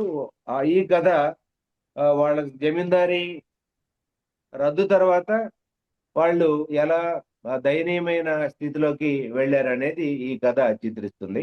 అలాగే లీగార్డ్ అనే కథ వ్యవసాయ రంగ శ్రామికులను గురించి గొప్పగా వర్ణించాడు కవికొండల వెంకట్రావు. ఆయన లీగార్డు అనే కథ. లీగార్డు అంటే ఆ వ్యవసాయానికి సంబంధించిన అన్ని రకాల పనిముట్లు వాటికి సంబంధించిన శ్రమించే వ్యవసాయ రంగ కార్మికుడని అర్థం. అతడు ఎంత శ్రమ పడ్డా కానీ అతడి సంపాదన కలి అంబలి ఈ రెండింటిని మించిన ఆహారాన్ని సంభాళించుకోవడానికే చాలదు అంటాడు ఈ కథలో రైతు. అలాగే రైతు పాలేరు అనుబంధాలని చిత్రించిన కథకుడు వేలూరి శివరామ శాస్త్రి. ఈయన అనేక గొప్ప కథలు రాశాడు. వాటిల్లో రైతు కథలు కూడా కొన్ని ఉన్నాయి. వాటిల్లో ఒక కథ. ఈయన ప్రతి కథలో కూడా శిల్ప నైపుణ్యం, హృదయమైన కథన పద్ధతి కనిపిస్తుంది. వస్తు వైవిధ్యం చాలా గొప్పగా ఉంటుంది. ఈయన రాసిన ఒక వ్యత్యాసం అనే కథలో రైతు నరసింహుల దగ్గర కాటడు అనే అతను పాలేరుగా ఉంటాడు. ఈ రైతు నరసింహులు కాటడు ఇద్దరు కూడా 80 సంవత్సరాల వయసు వాళ్ళు. అనేక సందర్భాల్లో నరసింహులు ఆస్తుల్ని నరసింహుల్ని ప్రాణాలకు తెగించి ఈ కాటడు అనేవాడు కాపాడతాడు. ఈ కాటడు తాను సంపాదించిన డబ్బుని బంగారాన్ని నరసింహులు అంటే ఇంకా ప్రాణంగా చూసుకుంటాడు అనమాట. కాబట్టి నరసింహుల దగ్గరే దాచిపెడతాడు. అయితే కొంతకాలానికి నరసింహులు చనిపోవడం వల్ల ఈ నరసింహులుకి ఇచ్చిన కాటడు ఇచ్చిన బంగారము డబ్బు ఇదంతా కూడా తన కొడుకుకి ఒప్పచెప్తాడు. ఈ నరసింహులు చనిపోయిన తర్వాత కొడుకు పేరు చాలా సింబాలిక్ గా పెడతాడు. పాములు. కొడుకు పేరు పాములు. ఈ పాములు అనే అతన్ని అడిగితే తనకేమీ తెలియదు, తన తండ్రి నాకేమీ చెప్పలేదు అంటాడు. వాస్తవానికి తెలుసు అతనికి. తెలిసినా కానీ అంటే మనుషులు మారుతున్న క్రమాన్ని ఈ కథలో మనకి ఈయన తెలియజేస్తాడు. ఈ నరసింహులు దగ్గర కాటడు పనిచేసే క్రమంలో నరసింహులు పొలాన్ని కూడా కొంత కౌలుకి తీసుకొని చేస్తాడు. సో తండ్రి చనిపోయిన తర్వాత ఈ పాములు అనే అతను ఈ ఈ కాటడు దగ్గర పాలేరు దగ్గర ఆ భూమిని తీసుకుంటాడు. తండ్రి ఒప్పగించిన బంగారం డబ్బుని తీసేసుకుంటాడు. ఇక అతన్ని పొలం నుంచి తన ఇంటి దగ్గర పాలేరు తనాన్ని నుంచి బయటికి గెంటేస్తాడు. అంటే కాలంలో వస్తున్న తరతరాల్లో వస్తున్న మార్పులని ఈ కథలో హృదయంగా ఈయన చిత్రించడం జరిగింది. అంటే మనుషులు ముందు తరానికి తరువాత తరానికి ఎంత డిఫరెన్స్ ఉంటుందో, ఎంత తేడా ఉంటుందో, పాలేరైనా యజమానైనా ఇద్దరు కూడా కలిసిమెలిసి జీవనం సాగించిన పరిస్థితి ముందు తరం. కొడుకు తరం వచ్చేసరికి డబ్బు బంగారము ఇవన్నీ అతన్ని ఒక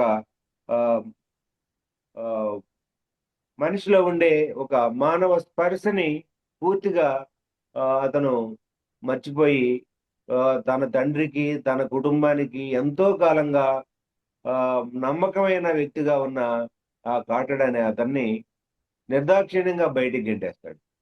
ఇది రెండు తరాల మధ్యలో మానవ సంబంధాలు ఏ విధంగా ధ్వంసం అయిపోతాయో ఈ కథ మనకి తెలియజేస్తుంది.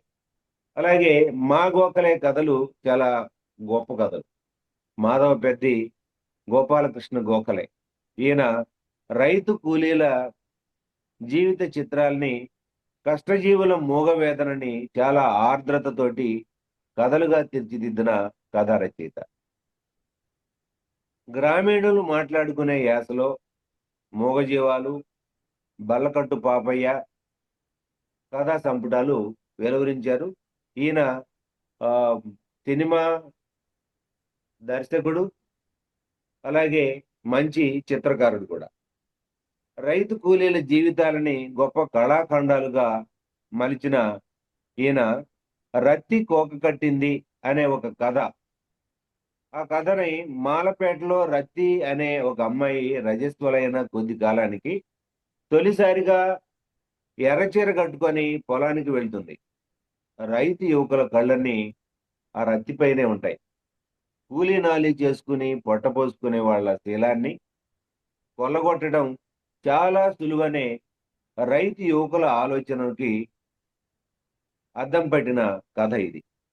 ఈ కథలో అచ్చమైన ఆ రైతు, ఆ పల్లె జీవుల యాసని, ఆ నుడికారాన్ని ఈ కథలో చాలా సహజంగా చిత్రించడం జరిగింది.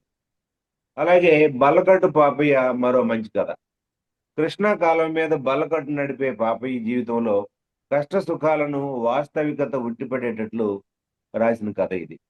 రోజు కాలువపై ప్రయాణించే రైతులు, పాలు పెరుగు అమ్ముకునే వాళ్ళు, వ్యాపారస్తుల తీరుతెన్నులు, వాళ్ళ స్వభావాలు, వాళ్ళ మాటలు సహజసిద్ధంగా ఈ కథలో చిత్రించడం జరిగింది. పాపయ్యకు తన భార్య మీద వచ్చిన నిందలను నమ్మి తన మనసు విరిచేసుకుంటాడు. తన భార్యను కాదు పొమ్మంటాడు. అయితే కొంతకాలానికి వాస్తవాన్ని తెలుసుకుంటాడు. వాస్తవాన్ని తెలుసుకున్న తర్వాత ఆయన తిరిగి మళ్ళీ పశ్చాత్తాపడుతూ తన భార్యకు క్షమాపణ చెప్పి ఆమెని మళ్ళీ తీసుకురావడం జరుగుతుంది. కౌలు రైతుల పట్ల సానుభూతి చూపించిన కథ పంట చేలు. ఇందాక జమీందారీ చట్టం అని చెప్పాను, కాదు, కౌలుదారీ చట్టం. కౌలుదారీ చట్టం వచ్చిన తర్వాత దానిని అమలు చేయకుండా భూస్వాములంతా ఏకమై కౌలు రైతులను చాలా ఇబ్బంది పెడతారు. ఆ ఇబ్బంది పెట్టిన వైనాన్ని ఈ కథలో మా గోఖలే చాలా వాస్తవిక దృష్టితోటి సందేశాత్మకంగా చిత్రిస్తాడు. ఈయన పాత సినిమాలు ఎలా ఉంటాయో, ఎంత సహజంగా సహజ సిద్ధంగా మనుషుల మధ్యలో సంబంధాలు తోటి కూడి ఉంటాయో అలాంటి ఒక సినిమాటోగ్రాఫ్ తీసినట్టుగా ఉంటది ఈయన కథలను కానీ చదువుతూ ఉంటాయి. అలాగే పాలగుమ్మి పద్మరాజు, ఈయన గాలివాన కథ ఫేమ్. ప్రపంచవ్యాప్తంగా గాలివాన కథకు ఒక గొప్ప అంతర్జాతీయ బహుమతి లభించిన కథ ఈయన గాలివాన. గాలివానలో మానవ సంబంధాలు, ధనికులు పేదలు మధ్యలో సంబంధాలు ఎలా ఉంటాయి అనేది కథ మొదట్లో చిత్రిస్తాడు. కథ చివరికి వచ్చేసరికి ఎవరైనా మనుషులే, ఎవరి ప్రాణమైనా ప్రాణమే అని చివరిలో చాలా అసలు గుండెను పిండేసేంత హృదయంగా ఉంటుంది ఆ గాలివాన కథ. ఈయన కూడా మాండలిక భాషలో ప్రథమ పురుష కథనంలో ఈయన కథని చిత్రించడం జరుగుతుంది. ఈయన కథల్లో వ్యవసాయ నేపథ్యంలో కూడిన వర్ణనలు చాలా నిశ్చిత పరిశీలనలో ఉంటాయి. చాలా డీటెయిల్స్ చాలా క్లియర్ గా ప్రతి చిన్న అంశాన్ని కూడా మనకి ఆయన కథల్లో కనిపిస్తాయి.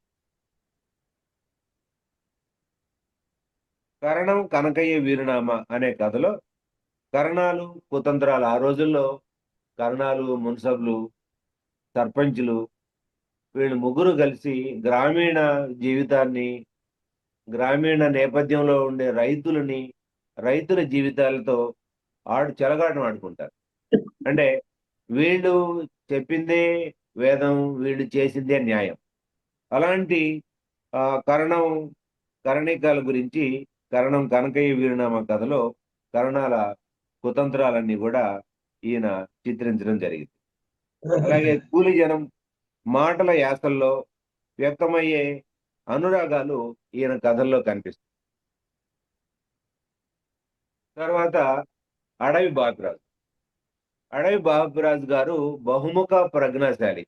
ఆయన ఎన్నో నవలల్ని, కవిత్వాన్ని రాయటం జరుగుతుంది. అయితే వాటితో పాటుగా కథలను కూడా రాశాడు.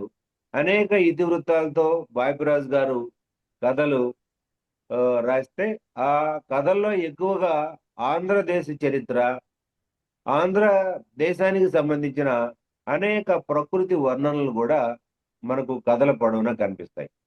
రైతుకు సంబంధించి ఈయన రాసిన కథల్లో వడగళ్ల వాన వల్ల పంట పాడైపోయి దీనావస్థతో కుంగిపోయిన రైతుల దుస్థితిని ఈ కథలో ఈయన హృదయ విదారకంగా వర్ణిస్తాడు. నాగలి కథా సంపుటిలో రైతు జీవితానికి సంబంధించిన ఎన్నో కథలున్నాయి. గ్రామీణ జీవిత దర్పణాలకు అద్దం పట్టిన కథలు గోపీచంద్ కథలు.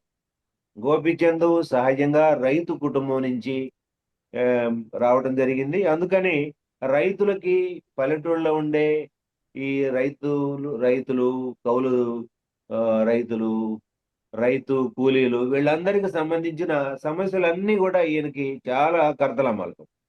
కాబట్టి ఈయన గ్రామీణ ప్రజల సమస్యల్ని అర్థం చేసుకొని వాటికి చక్కటి పరిష్కారాలను కూడా ఆ కథల్లో చూపించిన కథకుడు గోపీచంద్.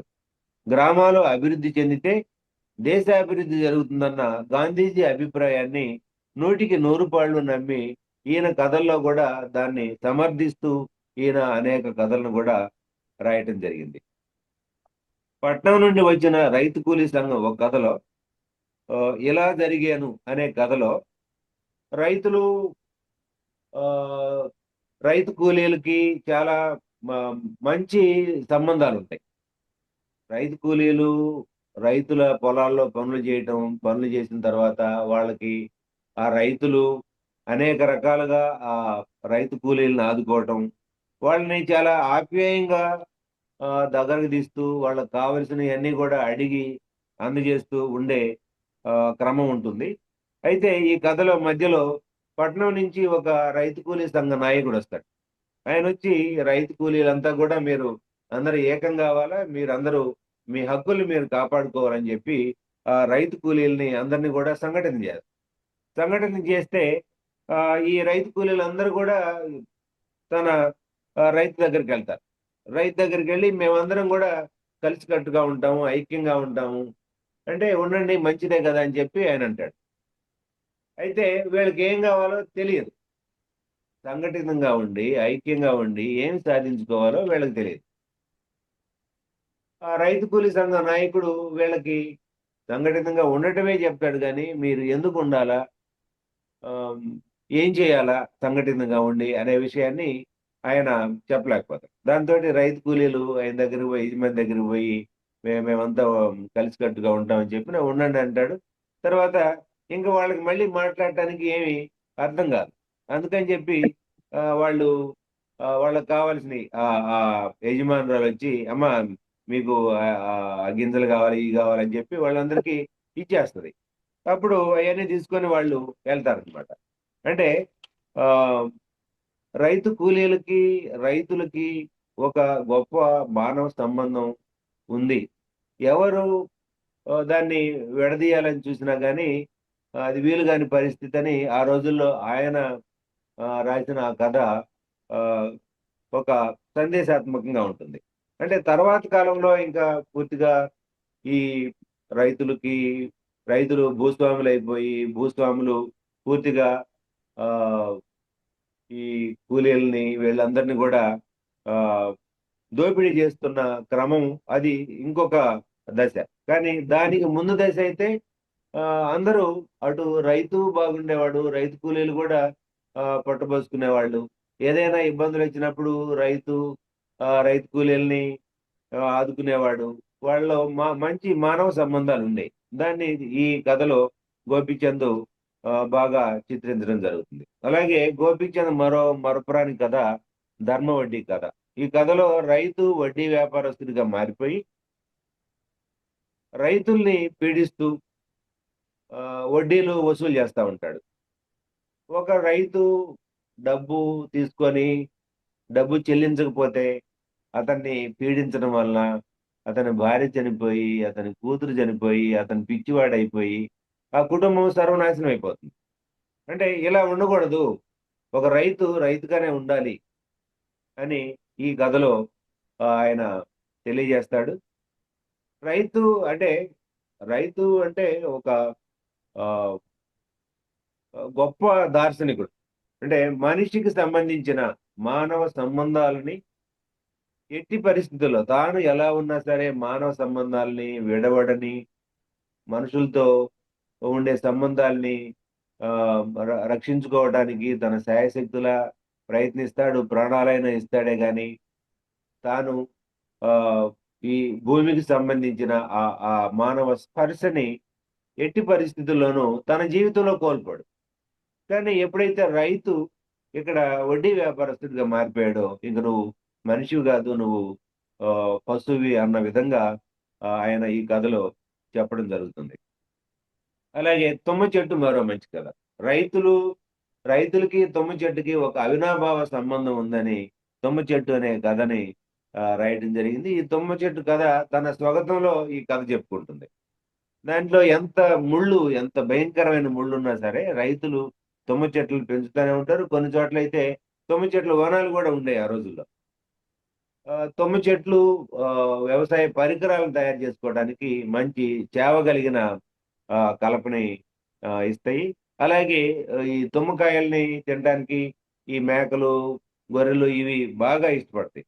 కాబట్టి తుమ్మ కర్ర, తుమ్మ కాయలు, ఆహారం వీటన్నిటితో ఉండే ఈ సంబంధాన్ని ప్రయోజనాల్ని తెలియజేసే కథ ఈ తుమ్మ చెట్టు. ఈ తుమ్మ చెట్టే తన కథను స్వగతంగా చెప్పుకోవడం జరుగుతుంది. అలాగే వ్యవసాయ కుటుంబాల్లో చిన్న చిన్న విషయాలకి తండ్రి, కొడుకులు, అన్నదమ్ములు విడిపోవడం, ఆస్తుల పంపకాలు, తర్వాత వాళ్ళ మధ్యలో మనస్పర్ధలు, గొడవలు, తన్నులాటలు ఇవన్నీ కూడా జరుగుతా ఉంటాయి. ఇవన్నీ కూడా ఈయన తన కథలో చిత్రిస్తారు. అర్రు కడిగిన ఎద్దు కథలో ముసలి ఎద్దు ఆత్మఘోషను కూడా ఈయన చిత్రించడం జరుగుతుంది. సో ఈయన ఒక్కొక్క కథ కానీ తీసుకున్నట్లయితే ఆ రైతు జీవితంతో పాటుగా ఆ రోజుల్లో ఉండే రైతు జీవిత చరిత్రను కూడా మనం ఈ కథల్లో పరిణామ క్రమంలో మనకి కనిపిస్తాయి.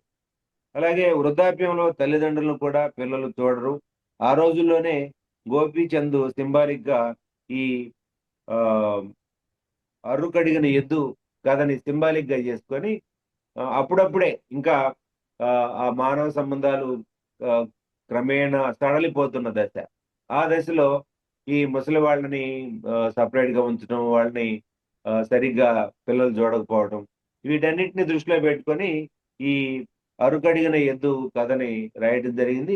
సింబాలిక్ గా మనకి తెలుస్తుంది అనమాట. ఆ ఎద్దు ఏ విధంగా తన జీవితం అంతా శ్రమపడి చివరికి దాన్ని పట్టించుకోకుండా దాన్ని కటికవాడికి ఒప్పచెప్పే పరిస్థితి కూడా ఉంటుంది. అది వృద్ధాప్యంలో ఉన్న వాళ్ళని సింబాలిక్ గా చేసి ఈ కథని రాయటం జరిగింది.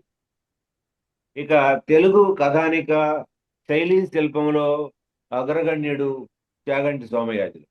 ఈయన ప్రతి కథ కూడా గొప్ప శిల్పంతో చెక్కబడ్డ ఒక అందమైన శిల్పం లాగా మనకి కనిపిస్తుంది. మనకి ఏదైనా కథకి ఒక కథని ఎవరికైనా మనం పిల్లలకి కథ వర్క్షాప్ లో మనం శిల్పాన్ని గురించి చెప్పాల్సి వచ్చినప్పుడు ఈ చాసో కథల్ని ప్రతి కథ కూడా అంటే రాసింది ఒక కథా సంకలనమే. ఆ కథలో ప్రతి కథ కూడా అద్భుతమైన కథా శిల్పంతో రాయటం జరిగింది. కుంకుడాకు అనే కథలో గౌరి గంప నిండా కుంకుడాకు నింపుకొని పోత మధ్యలో ఒక చింత చెట్టు దగ్గర ఎండిన చింత కొమ్మలు వాటన్నిటిని ఆ గంపలో కూరుకుంటుంది. అప్పుడు అక్కడ కావలివాడు వచ్చేసి ఆ పిల్ల, చాలా చిన్న పిల్ల గౌరి, ఆయన పిల్లని కూడా చూడకుండా చావబోతాడు. అంటే యజమాని దగ్గరుండే ఆ కావలి వాడు కూడా యజమాని పౌరుషాన్ని ప్రదర్శిస్తాడు. ఈ ఉత్తరాంధ్ర మాండలికంలో ఈ ఈ కథలన్నీ కూడా, శాస్త్ర కథలన్నీ కూడా ఉత్తరాంధ్ర మాండలికం అయినప్పటికీ కూడా చాలా గొప్పగా మనం చదువుకోవడానికి ఉంటాయి. మొత్తం సంభాషణలంతా కూడా అద్భుతమైన పాత్రోచిత భాషతోటి ఈయన ప్రథమ పురుష కథనంలో ఈ కథలన్నీ చిత్రిస్తాడు. అలాగే వేలం వెంకడం అనే కథలో ఊహ తెలిసినప్పటి నుండి తనకున్న పొలంలో ఎంత కష్టపడి పనిచేసినా పెద్ద రైతు కాలేకపోతాననే బాధపడతాడు వెంకట. సరికదా, పండించింది తనకు తిండికే సరిపోవట్లేదని బాధపడతాడు. ఆ తర్వాత అంటే సన్నకారు రైతులు ఏ విధంగా ఉన్నారనేది ఈ కథలో మనకి వేల వెంకటలో తెలుస్తుంది. బిడ్డను చదివించుకుందామంటే డబ్బు మిగులే ఉండదు. అందుకని బిడ్డను చదివించుకోవడానికి కూడా వెనకాడతాడనమాట. అంటే పేద రైతు యొక్క దరిద్రం ఎలా ఉంటుంది అంటే అంతకంటే వాడికి వేరే జీవితం తెలియదు. ఆ వ్యవసాయం తప్ప వేరే జీవితం తెలియదు. అలాంటి దరిద్రాన్ని ఎలా ఎదుర్కొన్నాడో ఈ పేద రైతు కథలో తెలియజేస్తాడు. తర్వాత కరుణ కుమార మన కథకుల్లో గొప్ప కథకుడు. ఈయన గురజాడ మార్గంలో పయనించిన గొప్ప కథా రచయిత. కరుణ కుమార్ అసలు పేరు వచ్చేసి కందుకూరి అనంతం. జీవితంలో చేదు తీపి చవి చూసి అంటే రియల్ గా ఆయన జీవితంలోనే చాలా స్ట్రగుల్ పడతాడు. సామాన్య ప్రజల జీవితపు వెలుగు నీడలన్నీ కూడా ఈయన కథల్లో చిత్రించడం జరుగుతుంది. ఈయన కథల్లో బలవంతులు బలహీనుల్ని, ధనికులు పేదల్ని, చదువుకున్న వాళ్ళు చదువు రాని వాళ్ళని పీల్చి పిప్పి చేస్తున్న విధానాన్ని ఆయన తన కథల్లో రసాత్మకంగా వర్ణించడం జరుగుతుంది. కొత్త చెప్పులు, బిళ్ళల మొలతాడు, పశువుల కొట్టం, కయ్య, కాలువ వంటి కథల్లో గ్రామీణ జీవిత చిత్రణాన్ని, సన్నకారు రైతులు భూస్వాముల దౌర్జన్యాలని చాలా ఆర్ద్రంగా ఈ కథల్లో చిత్రించడం జరిగింది. అద్భుతంగా చిత్రించిన కథ కొత్త చెప్పులు, బిళ్ళల మొలతాడు. అలాగే అందే నారాయణ స్వామి. ఈయన కథలు గ్రామీణ రైతు కుటుంబాల ఆత్మీయతకు అద్దం పట్టే కథలు. వ్యత్యాసం, స్నేహితుడు, ఉపాసనా బలం, కారుణ్యం, చీకటి తెరలు అనే సంపుటాల్ని ఈయన రాయటం జరిగింది. తర్వాత గ్రామీణ స్థితిగతుల్ని కళాత్మకంగా కథలుగా రాసిన కథకుడు డాక్టర్ జీవి కృష్ణారావు. అలాగే రైతు బాధల్ని కరుణ రసాత్మకంగా వర్ణించిన రావూరి భరద్వాజి కథలు. ఈయన పల్లె ప్రజల జీవితాలపై పైరుపత్తుల ప్రకృతి సోయగాన్ని ఈయన కథల్లో హృదయంగా చిత్రించడం జరిగింది. అలాగే అమరేంద్ర, డాక్టర్ చతుర్వేదల నరసింహశాస్త్రి, నార్ల చిరంజీవి వంటి వాళ్ళు కూడా ఈ అనేక కథలను రాయటం జరిగింది. ఇది ఆంధ్రప్రదేశ్ అవతరణకి ముందుగా కోస్తాంధ్ర రచయితలు రాసిన కథలే, అంతవరకే తీసుకున్నాను. ఆ తర్వాత కాళీపట్నం రామారావు, తర్వాత కళ్యాణ సుందరి జగన్నాథు, మధురాంతకం రాజారాము, మధురాంతకం నరేంద్ర, మహేంద్ర, అట్టాడు అప్పలనాయుడు, రాచకొండ విశ్వనాథ శాస్త్రి, పాపినేని శివశంకరు, కాట్రగడ్డ దయానంద్, మొలకపల్లి కోటేశ్వరరావు వంటి అనేక మంది తర్వాతి కాలంలో అనేక కథలను కూడా రాయటం జరిగింది. సో ఈ ఒక భాగం ఆంధ్ర రాష్ట్ర అవతరణకు ముందు మన కోస్తాంధ్ర కథకులు రాసిన కథకుల్లో కొంతమందిని తీసుకొని వాళ్ళ కథల్ని కొన్నింటిని నేను రేఖామాత్రంగా పరిచయం చేయడం జరిగింది. ఈ అవకాశం ఇచ్చిన అందరికీ ధన్యవాదాలు తెలియజేస్తూ నమస్తే. సంతోషం మంచిగంటి వారు. ఇక్కడ రైతు కవిత్వాన్ని గురించి మాట్లాడటం అంటే అది తేలిక. ఏంటంటే కవులను తీసుకుంటాం, ఆ కవులు కవితలు ఎలా చెప్పారని చెప్పుకుంటా వెళతాం. కానీ కథల గురించి మాట్లాడటం అనేది అది నిజంగా చాలా కష్టం, గొప్ప సాహసం కూడా. ఎందుకంటే ఒక కథ ఏదన్నా మనం చదవాలంటేనే పావు గంట పడుతుంది. అలాంటి కొన్ని కథలు రైతు కథలను ఎన్నింటినో మీరు చూసి మీరు వాటన్నిటిని గురించి కూడా మీరు అందులో ఉన్నటువంటి రైతు కష్టాలు, రైతు మహిళల కష్టాలు, తర్వాత కౌలు చేసే వాళ్ళ కష్టాలు, తర్వాత ఇట్లా రకరకాలుగా ఆ రైతు జీవితంలో వ్యవసాయంలో ఉన్నటువంటి సమస్యల గురించి ఏ రకంగా దోపిడీ జరుగుతుంది చాలా చక్కగా మీరు చెప్పారు. కానీ సమయం మనకున్నది తక్కువ కాబట్టి మీరు కూడా సకాలంలో పూర్తి చేసినందుకు మీకు కూడా ధన్యవాదాలు తెలియజేస్తున్నాను. ఇప్పుడు ఆదినారాయణరావు గారు మట్టి మనిషి గురించి, వాసిరెడ్డి సీతాదేవి గారు మట్టి మనిషిగా ఆదినారాయణ గారు? అవును సార్, అవును సార్. మరి మీ ఊరు పక్కనే ఉన్నటువంటి చేబ్రోలులో ఉన్నటువంటి చేబ్రోలుకు చెందిన వాసిరెడ్డి సీతాదేవి గారు, వారితో నాకు పరిచయం కూడా ఉంది. నేను చాలా సార్లు అప్పట్లో కలిశాను. మచిలీపట్నంలో రకరకాల రచయితల సభలు పెట్టినప్పుడు కూడా మేము అప్పుడు వారిని పిలిచాను. అలా వారితో కూడా మాట్లాడే అవకాశం నాకు దక్కింది. అలా ఆ రైతు సమస్యల మీద వచ్చినటువంటి నవల ఇందులో ఈ రోజు మీరు ఎంచుకున్న అంశంలో కూడా ఒక ఒక ప్రత్యేకత ఉంది. ఎన్నో నవళ్ళు తీసుకొని మనం రైతు సాహిత్యం అనే అంశంలో తీసుకొని మనం చెప్పటం చాలా కష్టసాధ్యం కాబట్టి చక్కగా ఒక నవలను తీసుకొని మీరు చక్కగా అందులో ఉన్నటువంటి విషయాలు చెప్పటానికి మీరు పూనుకున్నందుకు చాలా సంతోషంగా ఉంది. ఇప్పుడు ఆదినారాయణరావు గురించి పరిచయం చేయమ్మా భాగ్యలక్ష్మి. నమస్కారం అండి. శ్రీ కేళం ఆదినారాయణ గారు మట్టి మనిషి అనే రైతు నవలపై ప్రసంగిస్తారు. ఇప్పుడు నేను వారి గురించి పరిచయం చేస్తాను. శ్రీ కేళం ఆదినారాయణ గారికి అభినందన మందార మాలలు. లేత ఉదయబానుడి కిరణాలన్నీ తన సొంతం చేసుకుని విద్యాదానమే ఊపిరిగా నింపుకొని భూమాత పొత్తిళ్లలో ఒదిగిన సరస్వతీమాత ముద్దుబిడ్డ కేళం ఆదినారాయణ గారు. సరస్వతీమాతను తన నాలుకపై శివతాండవం చేయిస్తూ ఎంఎస్సి కెమిస్ట్రీ అత్యధిక మార్కులతో విజయవంతంగా పూర్తి చేశారు. వీరు గుంటూరు జిల్లాలో జన్మించారు. కెమిస్ట్రీ లెక్చరర్ గా 40 సంవత్సరాలు సుదీర్ఘ అనుభవం గడించిన గొప్ప మేధో సంపన్నులు కేళం ఆదినారాయణ గారు.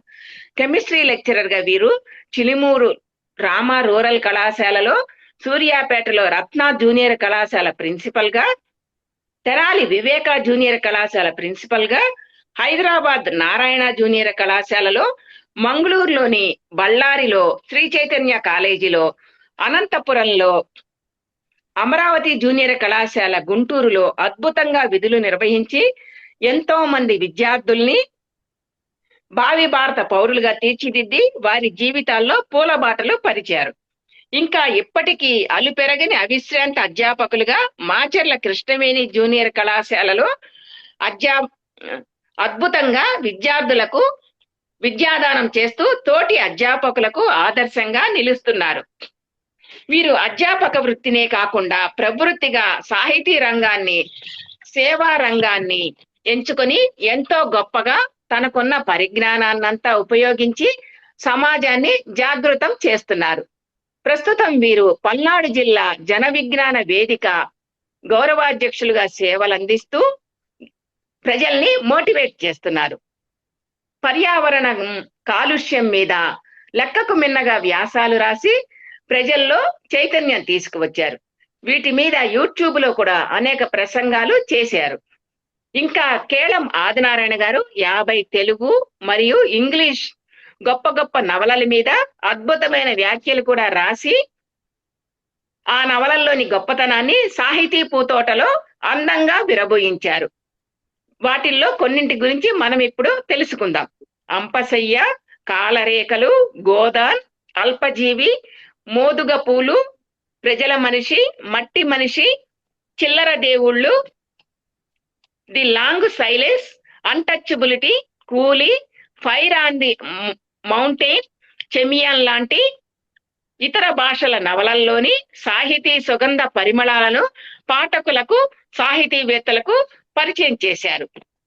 సైన్స్ కు సంబంధించి అనేక ఆర్టికల్స్ రాస్తున్నారు. ఇతర సాంఘిక సమస్యల మీద కూడా ఇప్పటికీ అనేక ఆర్టికల్స్ రాస్తూ ప్రజలకు సమాజం యొక్క తీరుతెన్నుల్ని కళ్లకు కట్టినట్లు చూపిస్తూ వారిలో చైతన్యం తీసుకువస్తున్నారు. కేళం ఆదినారాయణ గారు తమలో నిబిడీకృతమైన విద్యను విద్యార్థులకు పంచుతూ వారిని దేశం గర్వించదగ్గ ఉత్తమ పౌరులుగా తీర్చిదిద్దుతూ సాహిత్యంలో కూడా అనేక సరికొత్త ప్రయోగాల్ని చేస్తూ తన రచనల ద్వారా సమాజాన్ని ఆదర్శవంతంగా తీర్చిదిద్దుతూ తోటి అధ్యాపకులకి తోటి సాహితీవేత్తలకి ఆదర్శంగా నిలుస్తూ అందరి చేత ఔరా అనిపించుకుంటూ ఆ చంద్రార్కం నిండు చంద్రుడిలా వెలిగిపోవాలని కోరుకుంటూ శ్రీ కేళం ఆదినారాయణ గారికి నా అభినందనలు, జేజేలు, వందనాలు అర్పిస్తున్నాను. అందరికీ ధన్యవాదములండి. Thank you. సంతోషం అమ్మా భాగ్యలక్ష్మి గారు. ఇప్పుడు వాసిరెడ్డి సీతాదేవి గారు రచించిన మట్టి మనిషి నవల గురించి ఆదినారాయణరావు గారిని ప్రసంగించవలసిందిగా కోరుతున్నాను. ప్యానల్లో ఉన్న పెద్దలందరికీ నమస్కారం అండి. నాకు బాగా ఇష్టమైనటువంటి రచయిత్రి డాక్టర్ వాసిరెడ్డి సీతాదేవి గారు. ఆమె గుంటూరు జిల్లా చేబ్రోలు. ఈమె డిసెంబర్ 15వ తారీఖు 1933వ సంవత్సరంలో జన్మించింది. ఆమె ఏప్రిల్ 13వ తారీఖు 2007వ సంవత్సరంలో హైదరాబాద్లో మరణించడం జరిగింది. ఈమె సాహితీవేత్త. ఈమె రాసినటువంటి గొప్ప నవల, నా మనసుకు నచ్చినటువంటి నవల మట్టి మనిషి. ఇది కేవలం వ్యవసాయదారులకి భూమికి మధ్య ఉన్నటువంటి అవినాభావ సంబంధాన్ని గురించి తెలియచేసినటువంటి గొప్ప నవల. ఈ నవలలో ప్రధాన అంశం ఏమిటంటే, ఊరబోయిన వెంకయ్య అనేటటువంటి తూర్పు నుంచి బ్రతకటానికి నిరుపేద రైతు కృష్ణా డెల్టా ప్రాంతంలో ఒక ఊరు వస్తారు. ఆ ఊరు కూడా హైపోథెటికల్ గా లేదా ఇమాజినరీగా ఊహించి రాసింది. కొంతమంది రచయితలు అట్లా ఇమాజినరీ చేసుకుంటూ ఒక ఊరిని ఇమాజిన్ చేసుకుంటూ రాస్తూ ఉంటుంటారు. అట్లానే కృష్ణా డెల్టాలో ఉండేటటువంటి ఒక గ్రామం ఊహించి రాసింది. బహుశా ఆమె చేబ్రోలు కాబట్టి తెనాలి పక్కన ఏదన్నా ఒక ఊరై ఉంటుందని నేను అనుకుంటున్నాను. ఆ ఊరు పైన వెంకయ్య బ్రతకటానికి కుటుంబంతోటి, కొడుకు భార్యతోటి వస్తారు. వీరు వీరభద్రయ్య అనేటటువంటి ఒక భూస్వామి దగ్గర కూలిగా పాలేరుగా చేస్తారు.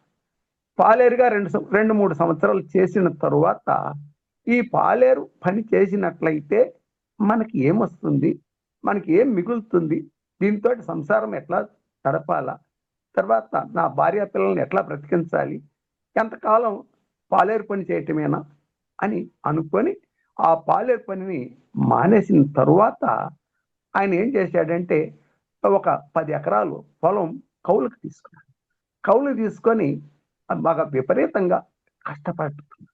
ఈ కష్టపడిన తరువాత ఆయన కష్టం చేసి కాసిన డబ్బులు మిగిలించుకొని ఆయన 5 ఎకరాల పొలం సంపాదిస్తాడు.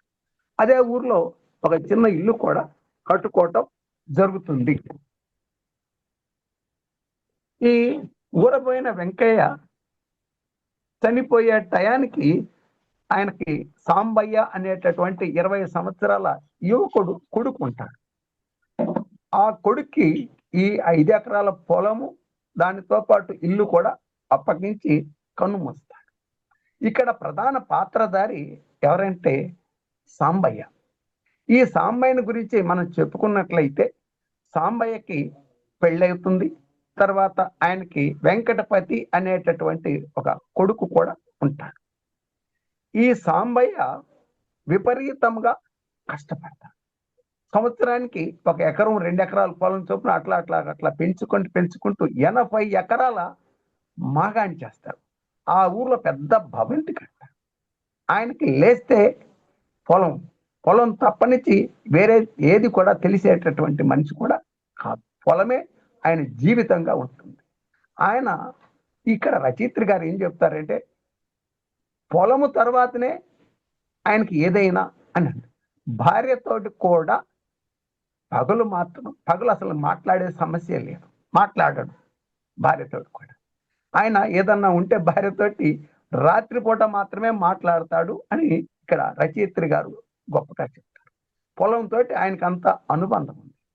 పెళ్ళైన తర్వాత భార్యతోటి ఆమె కొంతకాలం తర్వాత ఆమెకు జబ్బు చేస్తుంది. ఈ సాంబయ్య భార్యకి జబ్బు చేస్తుంది. జబ్బు చేస్తే ఆయనకి ఆ పని ఒత్తిడిలో ఆయన దగ్గరలో ఉండేటటువంటి పట్టణం లేదా తెనాలి అనుకోవచ్చు, పట్టణానికి తీసుకెళ్ళి వెళ్ళినట్లయితే ఈ పొలం పనులు ఆగిపోతాయి, తర్వాత పంట చేతికి వచ్చేటటువంటి టైము అనేటటువంటి ఆలోచనతోటి కొంత నిర్లక్ష్యంతో, భార్యతోటి కొంత నిర్లక్ష్యంతో అక్కడ ఉండే ఆ ఊర్లో ఉండేటటువంటి ఈ నాటు వైద్యులు లేదు ఆర్ఎంపీ డాక్టర్లు లాంటి వాళ్ళు ఉంటారు, వాళ్ళతోటి చూపించి ఆ వైద్యం చేపిస్తాడన్నమాట. ఈమె వైద్యం అక్కడ వికటించటం వలన ఆమె చివరికి చనిపోతుంది. చనిపోయేటప్పుడు సాంబయ్యతోటి నీకు పొలం తప్పనిచ్చి నీకు ఎవరు పట్టరు, తర్వాత నీకు భార్య కూడా పట్టదు, కనీసం నా కొడుకునైనా పట్టించుకో అని దండం పెట్టి సాంబయ్యకి చేతిలో చేతులు వేయించుకొని చనిపోతుంది. ఈయనకి ఇక్కడ ఈ రచయిత్రి గారు ఏం చెప్తారంటే సాంబయ్యకి ఉండేటటువంటి పొలముతోటి ఉండేటటువంటి అనుబంధాన్ని చాలా గొప్పగా వివరిస్తారు. ఆయనకు ఉండేటటువంటి అనుబంధం భార్యతోటి కానీ కొడుకుతో కానీ లేదు, ఆ ఊర్లో ఆయనకి బంధువులే లేరు, తర్వాత కొంత అప్పుడప్పుడే బంధుత్వం కూడా ఏర్పడుతుంది. ఎవరినైనా సరే ఆయన నిర్లక్ష్యం చేసి భూమి నా భూమి నేను సంపాదించాలి, ఇది నా సంపాదనే, భూమి మీద వచ్చినట్టు సంపాదనే నాకు ముఖ్యము అనే భావనతోటి ఆయన సాంబయ్య ఈ ప్రధాన పాత్రధారి. దీనిలో రచయిత గారు ఆమెను గురించి అట్లా చెప్తూ ఉంటారు. ఈ సాంబయ్య బాగా సంపాదించిన తర్వాత ఆయనకి కొడుకు ఉన్నాడు. ఈ భార్య చనిపోయిన తర్వాత రెండవ పెళ్లి కూడా చేసుకున్నట్లయితే ఆమెకు కొంత పొలం రాసి ఇవ్వాల్సి వస్తుంది అనే భావనతోటి నేను రెండవ పెళ్లి చేసుకునేది ఏంది, ఆమెకు పొలం రాసి ఇచ్చేది ఏంది, నాకున్నటువంటి పొలంతో ఉన్నటువంటి అనుబంధం తోటి నాకు రెండో పెళ్లి వద్దు, కేవలం నా భూమి నా పొలం అవే కావాలి, నేను పెళ్లి చేసుకోను, రెండో పెళ్లి చేసుకోను అని అనుకొని రెండో పెళ్లి చేసుకోకుండానే ఉంటాడు. కొడుకే తన జీవితం, పొలమే తన జీవితం అనేటటువంటి ఆలోచనతోటి రెండవ పెళ్లి కూడా చేసుకోకుండా ఉంటాడు ఈ సాంబయ్య. తర్వాత ఈ యుక్త వయసుకు వచ్చిన తర్వాత కొడుకు కూడా పెళ్లి చేసినట్లయితే కొంత ఇబ్బంది కలుగుతుంది అనే ఉద్దేశంతో దాదాపు ఆయనకి కావాల్సినటువంటి పొలాలు, తర్వాత ఈ కట్నం రూపంలో ఏమైనా కాస్త బాగా వస్తుందనే ఉద్దేశంతో 30 సంవత్సరాల దాకా కొడుకు కూడా పెళ్లి చేయడు. ఆ కొడుకు పేరు వెంకటపతి, తండ్రి పేరే పెట్టుకున్నారు వెంకటపతి. ఈ వెంకటపతికి పెళ్లి చేయాలి అనేటటువంటి ఆలోచన వచ్చినప్పుడు ఆయన ఎవరి దగ్గర, వీరభద్రయ్య గారు అనేటటువంటి భూస్వామి దగ్గర ఈ పాలేరుగా పనిచేశాడు.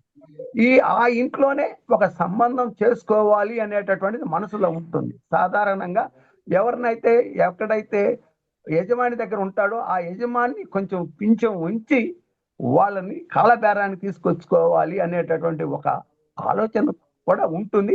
ఆ ఆలోచన విధానాన్ని వాసిరెడ్డి సీతాదేవి గారు చాలా చక్కగా వర్ణించారు. ఆ వీరభద్రయ్య గారికి 100 ఎకరం పొలం ఉంటుంది. ఆ ఊర్లో పెద్ద భూస్వామి. వీరభద్రయ్య గారికి 4 కొడుకులు ఉంటారు. ఆ 4 కొడుకుల్లో బలరామయ్య అనేటటువంటి ఒక కొడుకు కూడా ఉంటాడు. ఆయనకి పొలం అప్పులు పోగా వీరభద్రయ్య గారికి ఆ 4 కొడుకులకి సమానంగా పంచటం వలన బలరామయ్య గారికి 18 ఎకరాల పొలం మాత్రమే వస్తుంది. అంటే ఎక్కువ మంది కొడుకులు ఉండటం వలన ఆ ఆస్తి ఈ భూస్వామి కాస్త సాధారణమైనటువంటి రైతుగా మారిపోయాడు. ఈ బలరామయ్య గారికి ఒక కూతురు ఉంటుంది. ఆ అమ్మాయి పేరు వరూదిని అనేటటువంటి పేరు కలిగినటువంటి అమ్మాయి. ఆ అమ్మాయి చాలా గారాభంగా పెరిగింది.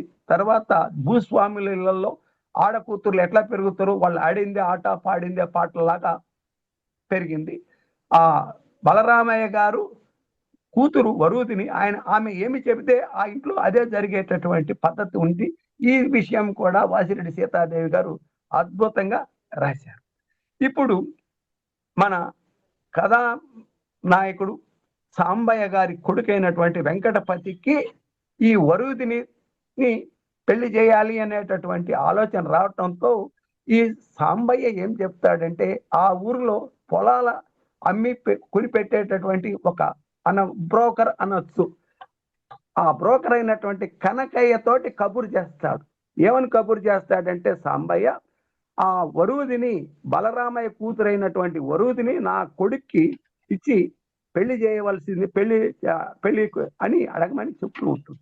అప్పుడు ఏమంటాడంటే కనకయ్య, నేను మాట్లాడతానండి, ఎంతో కొంత పొలం కూడా ఇప్పిస్తాను, మధ్యవర్తిగా ఉంటాను, తర్వాత మీ కొడుకైనటువంటి వెంకటపతికి ఆ వరూదిని ఇచ్చినట్లయితే బాగుంటుంది, వరూదిని అందంగా చక్కగా ఉంటుంది, మీకు బాగా ఉంటుంది మీ కుటుంబానికి అని చెప్పి నచ్చజెప్పి సాంబయ్యకి తర్వాత బలరామయ్యకి నచ్చజెప్పి ఆ ఇద్దరిని కూడా మాట్లాడి పెళ్లి చేసుకోబోయేటటువంటి వాళ్ళ వెంకటపతిని వరూదిని ఇద్దరిని కలిపి మాట్లాడి పెళ్లి చేస్తారు.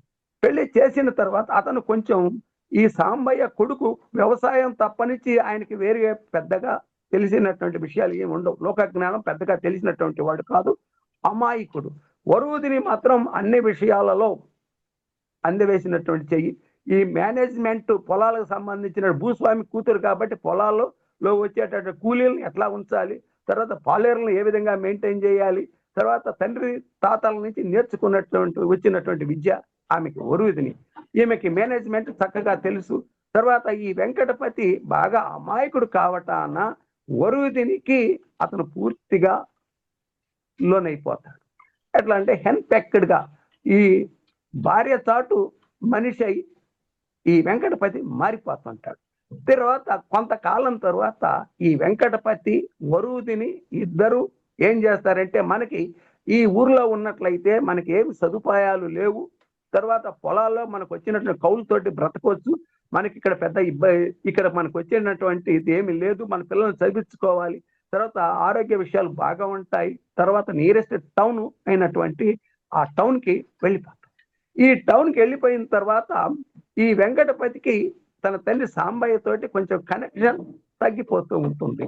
ఈ వెంకటపతిని ఆమె బాగా లోబర్చుకొని భర్తని, తర్వాత ఆమె చేత అన్ని రకాలైనటువంటి దర్జాలు, తర్వాత అన్ని రకాలైన ఖర్చులు పెంచుకొని మెయింటెనెన్స్ పెంచుకోవటం వలన ఏం జరుగుతూ ఉంటుందంటే, పొలం కాస్త ఏటా 1 ఎకరం 2 ఎకరాలు, ఎకరం 2 ఎకరాలు ఇట్లా అమ్ముకోవటం జరుగుతూ ఉంటుంది. ఈ 80 ఎకరాల పొలం కాస్త ఏమైతుందంటే, వరూదిని మాటలు విని వెంకటపతి పూర్తిగా అమ్ముకోవటం జరుగుతూ ఉంటుంది. ఈ అమ్ముకునేటప్పుడు ఈమెకి తర్వాత కొంత కాలం తర్వాత వరూదిని ఈ ఈ కుటుంబాన్ని జరపాల్సి వచ్చినప్పుడు మెయింటెనెన్స్ తగ్గించుకోలేక ఆమె ఏం చేస్తూ ఉంటుందంటే, కొన్ని చెడు స్నేహాలు, చెడు తిరుగుళ్ళకు కూడా అలవాటు పడుతుంది. ఈ చెడు తిరుగుళ్ళకి అలవాటు పడినటువంటి వాళ్ళతోటి రామనాథం అనేటటువంటి ఒక అతనితోటి పరిచయం ఏర్పడుతుంది. ఈ రామనాథం తోటి అక్రమ సంబంధం, ఎక్స్ట్రా మ్యాట్రిమోనియల్ సంబంధం ఏర్పడుతూ ఉంటుంది. తర్వాత ఆ రామనాథం మాట వినే ఈ వరూదిని తన భర్త అయినటువంటి వెంకటపతి ద్వారా పొలాల మొత్తాన్ని కూడా అమ్మించి దాన ధర్మాలకి వాటికి వీటికి ఈ భూములు తర్వాత ఈ పొలాలు మొత్తం అమ్మటం వలన అతను దాదాపు ఒక పొలం లేనటువంటి నిరాశ్రయుడిగా గురి అవుతుంటాడు వెంకటపతి.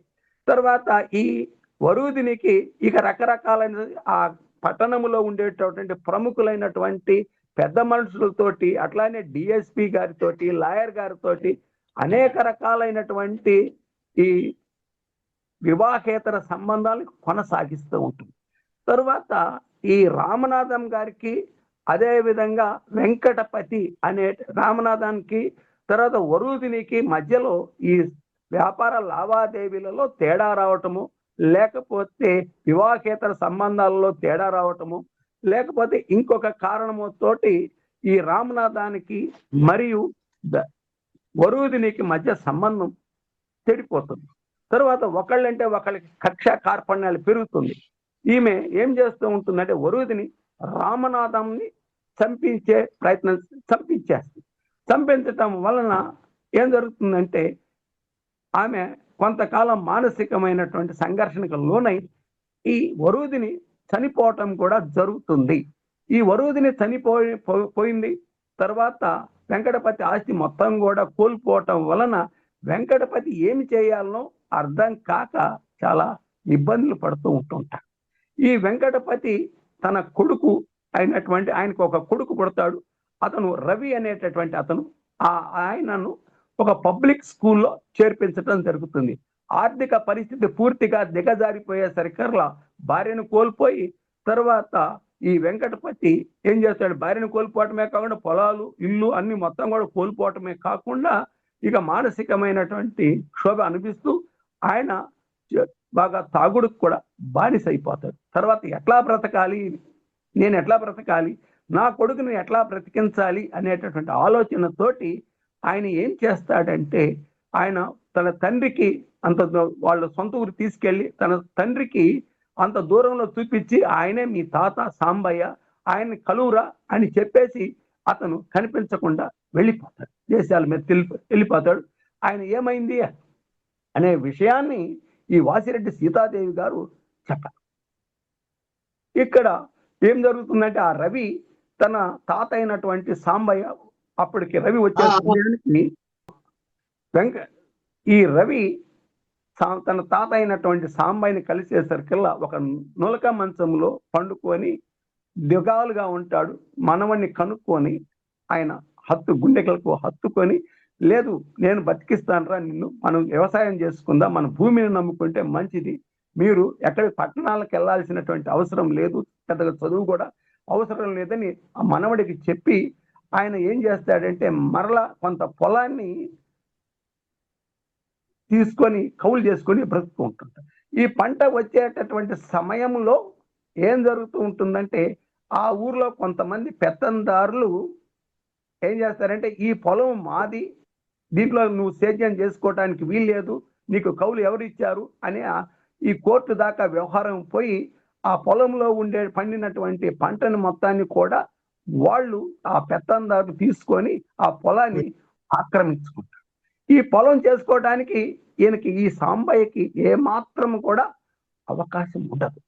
అప్పుడు ఈయన వాళ్ళ మనవడికి మనం భూమినే నమ్ముకోవాలిరా, భూమే మనం అన్నం పెట్టేది అని చెప్తూ ఈ భూమికి రైతుకి మధ్య తల్లి బిడ్డల మధ్య సంబంధమేరా అని చెప్తూ ఉంటుంటాడు. ఈ భూమి అనేటటువంటిది దానికి రైతుకి సంబంధం గురించి ఇంకా గొప్పగా చెప్తాడు. ఏమని చెప్తాడంటే భూమి అనేటటువంటిది అది ఒక బడితో సమానం.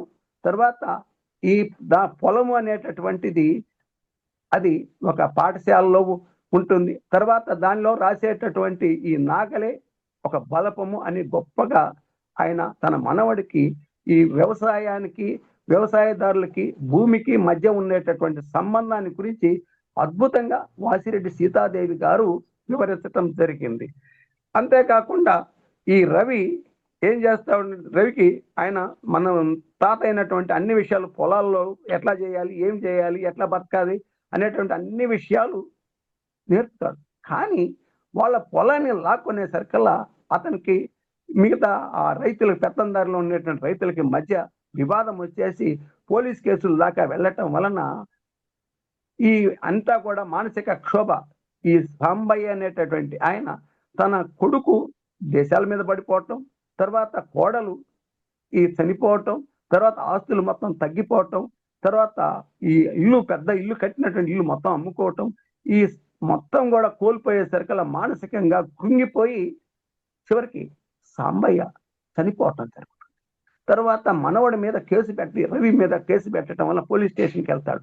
పోలీస్ స్టేషన్కి వెళ్ళేటప్పుడు ఆయన ఏమంటాడంటే వస్తాను మళ్ళీ వస్తాను, గన్ తోటి వస్తాను మళ్ళీ వస్తాను, గన్ తోటి వస్తాను అని ఒక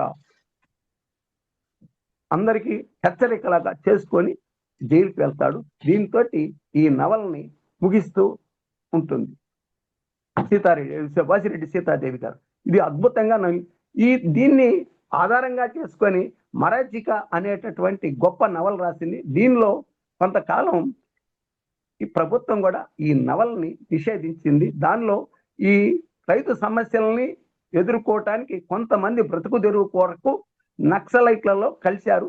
ఈ నక్సలైట్ల ఉద్యమాన్ని గురించి కూడా ఆమె దాంట్లో సుదీర్ఘంగా వివరించడం జరిగింది. కాబట్టి ఈ నవలని నిషేధించారు కొంతకాలం. ఆ రత్ర గారి వాళ్ళన ఆయన ఆ ప్రభుత్వానికి నచ్చజెప్పి ఆ కోర్టులో ఆ కేసు వివాదం తీసేసి దాన్ని ఎత్తివేయటం జరిగింది. సో దీంతో మనకి ఇక్కడ మెయిన్గా ఈ రైతులకి భూమికి మధ్య ఉండేటటువంటి సంబంధాన్ని గురించి చాలా గొప్పగా వివరించినటువంటి ఆమె డాక్టర్ వాసిరెడ్డి సీతాదేవి గారు. So thank you very much sir. చాలా సంతోషం ఆదినారాయణ గారు. మట్టి మనిషి మొత్తాన్ని మీరు మాకు ఒక అరగంట లోపే మొత్తం చిత్రం చూపించారనమాట. మరి అంటే సారం ఏంటంటే భూమిని నమ్ముకున్నటువంటి వాడు చెడిపోడు, భూమిని నమ్ముకోకుండా విలాసాల వైపు వెళితే వాడు నాశనం అయిపోతాడు, వాడికి మళ్ళీ ఎప్పుడైనా కానీ తిరిగి ఇక్కడికి వస్తేనే అవకాశం ఉంటుందని చెబుతూ అక్కడ కూడా మళ్ళీ అన్యాయాలు ఏ విధంగా రైతు పట్ల మళ్ళీ పూర్వం కంటే ఇప్పుడు అన్యాయాలు ఎలా పెరుగుతున్నాయి అనే విషయం కూడా సూచిస్తూ సార్ దీనిలో ఒక్క నిమిషం సార్, నేను చెప్పటం మర్చిపోయాను. ఇక్కడ ఈ ఈ పల్లెటూర్లలో కొంతమంది ఈ బ్రోకర్స్ ఉంటారు సార్, పొలాలు అమ్మి పెట్టడం కొని పెట్టడం ఇట్లాంటివి. వాళ్ళకి ఏమాత్రం చేతికి మట్టి అంటకుండా డబ్బులు సంపాదిస్తారు. ఈ నవల్లో కనకయ్య అనేటటువంటి క్యారెక్టరు అలాంటి క్యారెక్టర్ సార్. ఈయన ఈ కనకయ్య ఏం చేస్తారంటే ఈ భూస్వామి అయినటువంటి వీరభద్రయ్య, ఆయన కొడుకు అయినటువంటి బలరామయ్య గారి ఆస్తులు సంవత్సరానికి ఇంత కొని పూర్తిగా వాళ్ళ ఆస్తులు మొత్తాన్ని కూడా ఆక్రమించేసుకుంటాడు. తర్వాత ఆయన కాలంలో ఏం చేస్తారంటే బాగా ఆస్తి సంపాదించిన తర్వాత ఆయన సమితి ప్రెసిడెంట్ గా కూడా అయ్యాడు అని ఈ నవల్లో సీతాదేవి గారు చెప్తారు. అంటే కష్టపడకుండా రైతులు ఆయన కష్టపడకుండా డబ్బులు ఏ విధంగా సంపాదించాలి అనేటటువంటి ఆ దోపిడీ వ్యవస్థను గురించి కూడా కొంత మెన్షన్ చేశారు. చక్కగా చిత్రించారు. చాలా సంతోషం అండి. చక్కగా సమీక్షించారు, చక్కగా మీరు వివరించారు మట్టి మనిషిని గురించి. ఈరోజు మనం రైతు సాహిత్యాన్ని గురించి 3 రకాలైనటువంటి ఉపన్యాసాలు కూడా విన్నాం. రైతు కవిత్వాన్ని గురించి, రైతు కథల గురించి, రైతు నవల మట్టి మనిషిని గురించి. ఈ కార్యక్రమంలో పాల్గొన్నటువంటి మిత్రులు ఎవరైనా 1-2 నిమిషాలు ఎవరైనా స్పందించే వాళ్ళు ఉంటే దయచేసి స్పందించవలసిందిగా కోరుతున్నాను.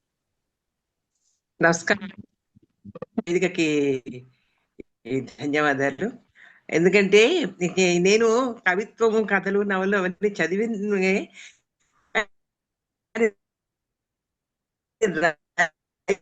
రైతు కవిత్వము, కథలు దాని మీద ఒక నవలను తీసుకొని 1 గంటన్నర సేపు దాన్ని వినడం అనేది నేను ఇది మొదటిసారండి. చాలా చక్కగా చేశారు. ఇంత సాహిత్యం ఈ రైతు యొక్క అందుకే తెలియలేదేమో అని కూడా నాకు అనిపించింది. నేను చాలా చక్కగా ఇలా ఈ రకంగా 3 విభాగాలుగా దీన్ని రైతు యొక్క జీవిత చరిత్రను, రైతు మనకి ఏ విధంగా ఉంది, మన భూమి ఏ విధంగా మనని కాపాడుతోంది, ఏ విధంగా భూమి కోసం రైతు కష్టపడుతున్నాడు, ఇలాంటి అంశాలతో కూడిన కవిత్వంలో నాకు తెలిసినవి చాలా తెలిసాయి. రైతు కవిత్వం మీద, కథల మీద విధంగా నిర్వహించిన ఈ సభ వేదిక చాలా నచ్చిందండి నాకు. ఈ అంతర్జాల వేదికలో చాలా విషయాలు తెలుసుకున్నాను. చాలా సంతోషపడి నేను మిస్ అయ్యేదాన్ని. నిన్న అనుకున్నాను, కానీ ఈరోజు నేను మొదటి నుంచి ప్రారంభం నుంచి నేను వచ్చాను, విన్నాను. చాలా నిర్వాహకులకి ముందుగా అభినందనలు చెప్తున్నాను. చక్కటి అందరు వక్తలందరూ కూడా చాలా చక్కగా వారి విషయానికి తగ్గట్టు ప్రసంగించారు. దాటకుండా సమయపాలన చేస్తూ చాలా విషయాలు తెలుసుకున్నాను నేను సాహిత్యం గురించి, రైతు సాహిత్యం మీద. రంగారావు గారు పద్మరాజు గారిని ప్రస్తావించుకున్నప్పుడు గాలివాన కథని తప్పకుండా ప్రస్తావించుకోవాలి. అందుకని గాలివాన్ని ప్రస్తావించాను. అంత గొప్ప కథ రాసిన పద్మరాజు కూడా రైతు కథల గురించి రాశాడని చెప్పే సందర్భంలో అది చెప్పాను అంతే. మంచిది సార్, మంచిది సార్. చాలా సంతోషం అండి. ఇలాంటి మంచి కార్యక్రమాన్ని ఏర్పాటు చేసిన ఇంకా ఎవరైనా స్పందించే వాళ్ళు ఉన్నారు? బిట్టు వెంకటేశ్వర్లు గారు ముగించవలసిందిగా కోరుతున్నాను. కొండ్రెడ్డి వెంకటేశ్వర రెడ్డి గారు, అట్లాగే మరి మన మంచికంటి వెంకటేశ్వర రెడ్డి గారు, కేళం ఆదినారాయణ గారు చాలా చక్కగా ప్రసంగించారు. మనం ఈ కొద్ది సమయంలో చాలా విలువైన సమాచారంతో సదస్సుని నిర్వహించామని నేను అనుకుంటున్నాను. ఇందులో పాల్గొన్న వారందరికీ ధన్యవాదాలు. ముఖ్యంగా చక్కగా నిర్వహించినటువంటి డాక్టర్ రావి రంగారావు గారికి, మరికి భాగ్యలక్ష్మి గారు, నిజంగా ఆమె మనకు లభించిన భాగ్యం. ఎందుకంటే ఇంత ఇంత చక్కటి ఆ, పరిచయంలోనే అసలు ఎంత ఆహ్లాదం ఉందంటే అంత చక్కగా పరిచయం చేశారు వారు. మరి వారికి, అట్లాగే ప్రసంగించిన వారికి అందరికీ ధన్యవాదాలు.